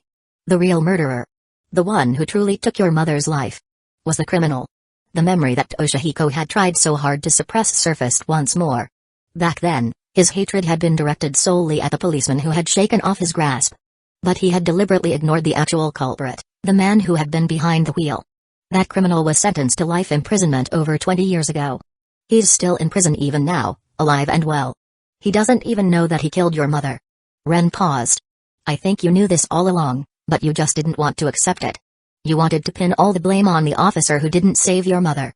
You convinced yourself that Matsumoto Kionaga owed your mother a life. Or maybe, after being taken in by the Takasugi Zaibatsu, you never even looked into the truth of your mother's death. You lived your comfortable life, blaming everything on a single policeman. You never even thought to direct your hatred at the real criminal. As if Matsumoto Kionaga himself was the one who ran your mother over. Toshihiko's face turned deathly white. He had forgotten? No. He knew. The events of that day were still etched vividly in his mind. He had seen it with his own eyes. A madman had driven recklessly through the alley. He had watched as his mother was flung against the wall, like a rag doll. She had collapsed to the ground, unmoving, barely breathing. Then, the fierce-looking policeman had appeared. Toshihiko had clung to him, begging him to save his mother. But the officer had pushed him away, ignoring everything else as he rushed forward to arrest the criminal. No. No. Toshihiko collapsed onto the ground, his entire body trembling. His eyes were locked onto Sayuri, still coughing up blood. He shuddered and cupped her face in his hands. Don't die. Don't die. This isn't my fault. It's not my fault. Did Toshihiko start to regret everything? Yes. He truly regretted it. But only after he realized he was going to die. Chapter 159, Happy and Forgetful Snap. With a sudden snap of her fingers, Sayuri's eyes flew open. She recognized the room she was in. This was the church's dressing room. And the memories that had been hazy before suddenly became clear. After Kazumi left the dressing room, her groom had been brought in almost immediately. As expected, the poison had been placed in the can on the table. The method had been crude. So careless it was as if no effort had been made to conceal it at all. The movement had been slow, obvious, and easy to detect. She clearly remembered how he slipped the capsule hidden in his sleeve into the drink, deliberately turning his back to her to create an illusion of secrecy. There was no way she could have pretended not to notice. Ah! Sayuri let out a long sigh. Thinking back to the memories she had just recovered and recalling Toshihiko's words and actions, she felt nothing but exhaustion. People always said that childhood filters should be removed when evaluating others. But once she stripped everything away, she found that Toshihiko was nothing special at all. Perhaps those moments of bravery in the past had been nothing more than a child's impulsive actions. At least, Sayuri didn't believe that a man who spent his days indulging in pleasure and blaming her father for his mother's accident had the heart of a truly courageous person. Even his breakdown at the end hadn't been out of remorse. It wasn't guilt for what he had done. It was pure despair, because he realized the Takasugi Zaibatsu beyond saving. He hadn't been crying for her, lying on the ground in pain. He had been crying because her fall meant the complete destruction of everything he had. The once brave boy from her childhood had turned into this. Sayuri felt a wave of emotions. But one thing remained unchanged. This ridiculous excuse for a wedding could finally be stopped. Looking down, she saw the groom she had once known, now curled up on the ground, eyes shut in agony, hands still gripping at nothing. But this time, Sayuri no longer saw him through the thick filter of childhood memories. She had completely seen through the man named Takasugi Toshihiko. How? A voice interrupted her thoughts, making her turn her head instinctively. She saw Anne and Sanoko sitting nearby. They looked groggy, as if they had just woken up. Glancing around, she noticed that the other young ladies seemed to be in a similar state. Piecing together the images from before, the sight of herself lying in a pool of blood, Toshihiko's unraveling composure. Her mind raced to process what had just happened. Something about all of this was definitely unnatural. Toshihiko's reaction had been far too raw, far too unfiltered. And seeing herself lifeless on the ground, that was not normal. Sayuri's mind had never been sharper. She had been blinded by sentiment before, but that had been because time had wrapped everything in a nostalgic glow. But when she put her emotions aside and analyzed everything rationally, it was clear, her mind wasn't slow at all. If she was incapable of thinking at this level, she wouldn't be a teacher. When approached logically, some clues were already obvious from their conversation earlier. It was clear that the boy had used something, perhaps a hallucinogen, or something more supernatural. But Sayuri was inclined to believe it was the latter. After all, how could a hallucinogen affect multiple people at once? And judging from Takasugi Toshihiko's behavior, they must have shared the same hallucination, experienced the same sights, sounds, and emotions.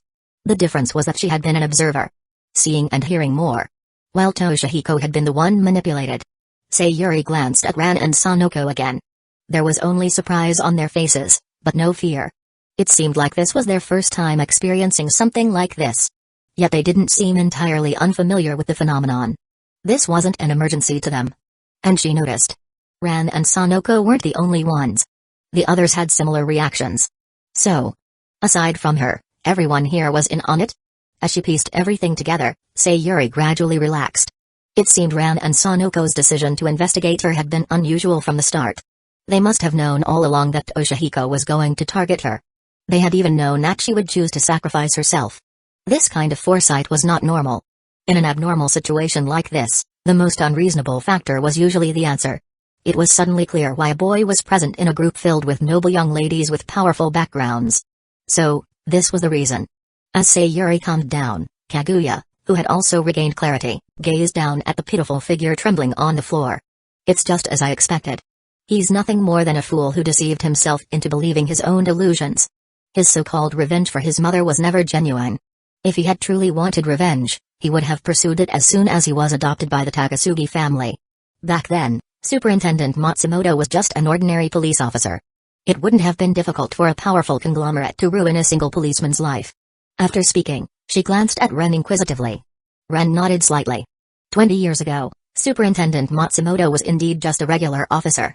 If the Takasugi Zaibatsu had chosen to act against him back then, it wouldn't have been difficult.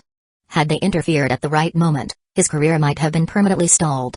Or he might have even faced reassignment. In any career, promotion was a delicate process. If external forces decided to intervene, especially during a crucial moment, it could completely derail someone's future. If Toshihiko had gone to his adoptive parents 20 years ago and told them about his grudge, Matsumoto's advancement could have been completely blocked. Hearing this confirmation, Kaguya's expression became one of understanding. At first, he must have been consumed by grief over his mother's death. But once he had time to think clearly, if he had truly wanted revenge, he wouldn't have done nothing. In those critical years, a single push in the right direction could have changed everything.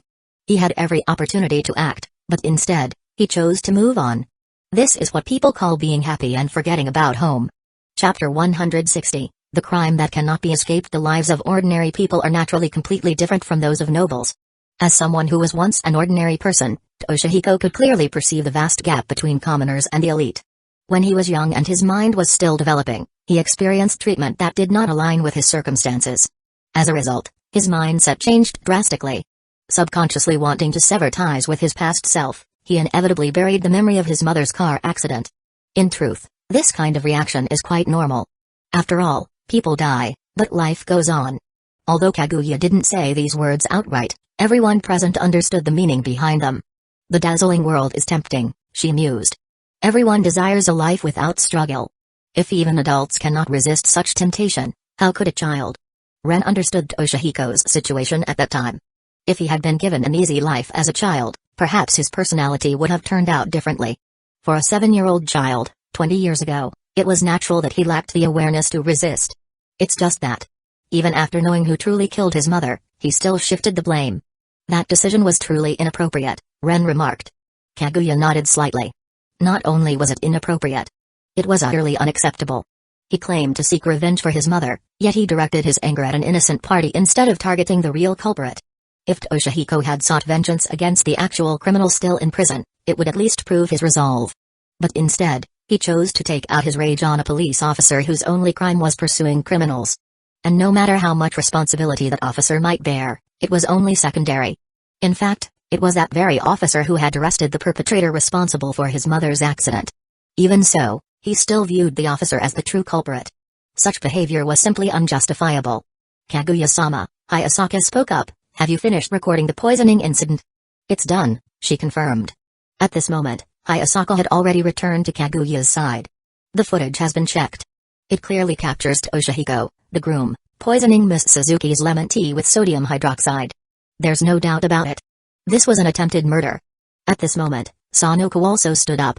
Humphrey. They must have taken advantage of my presence at Inspector Matsumoto's wedding to retaliate against the Suzuki Zaibatsu. It seems the Takasugi Zaibatsu is truly dissatisfied with our cooperation. Hayasaka, call the police officers stationed outside the venue. I'd like to hear their thoughts on what kind of behavior it is for a groom to attempt to poison and murder me at his own wedding. Understood, Ms. Suzuki. Hayasaka chuckled, bowed slightly, then opened the door to let the restless figures outside enter. There was no doubt. This was a deliberate setup. But no one in the room felt even a hint of unease or guilt. They held only contempt for a criminal who attempted murder. Click. The door swung open, and the people outside rushed in. Superintendent Matsumoto, I would like to ask, why did the groom attempt to murder Miss Suzuki? Hayasaka's words sent a sudden shock through the crowd. Attempted murder? The groom's friends all widened their eyes in disbelief. This crime was far too severe. And the target of the murder was the daughter of the Suzuki Zaibatsu. In an instant, the friends who had just been drinking with the groom took several steps back. Just kidding. Everyone might be friends while drinking.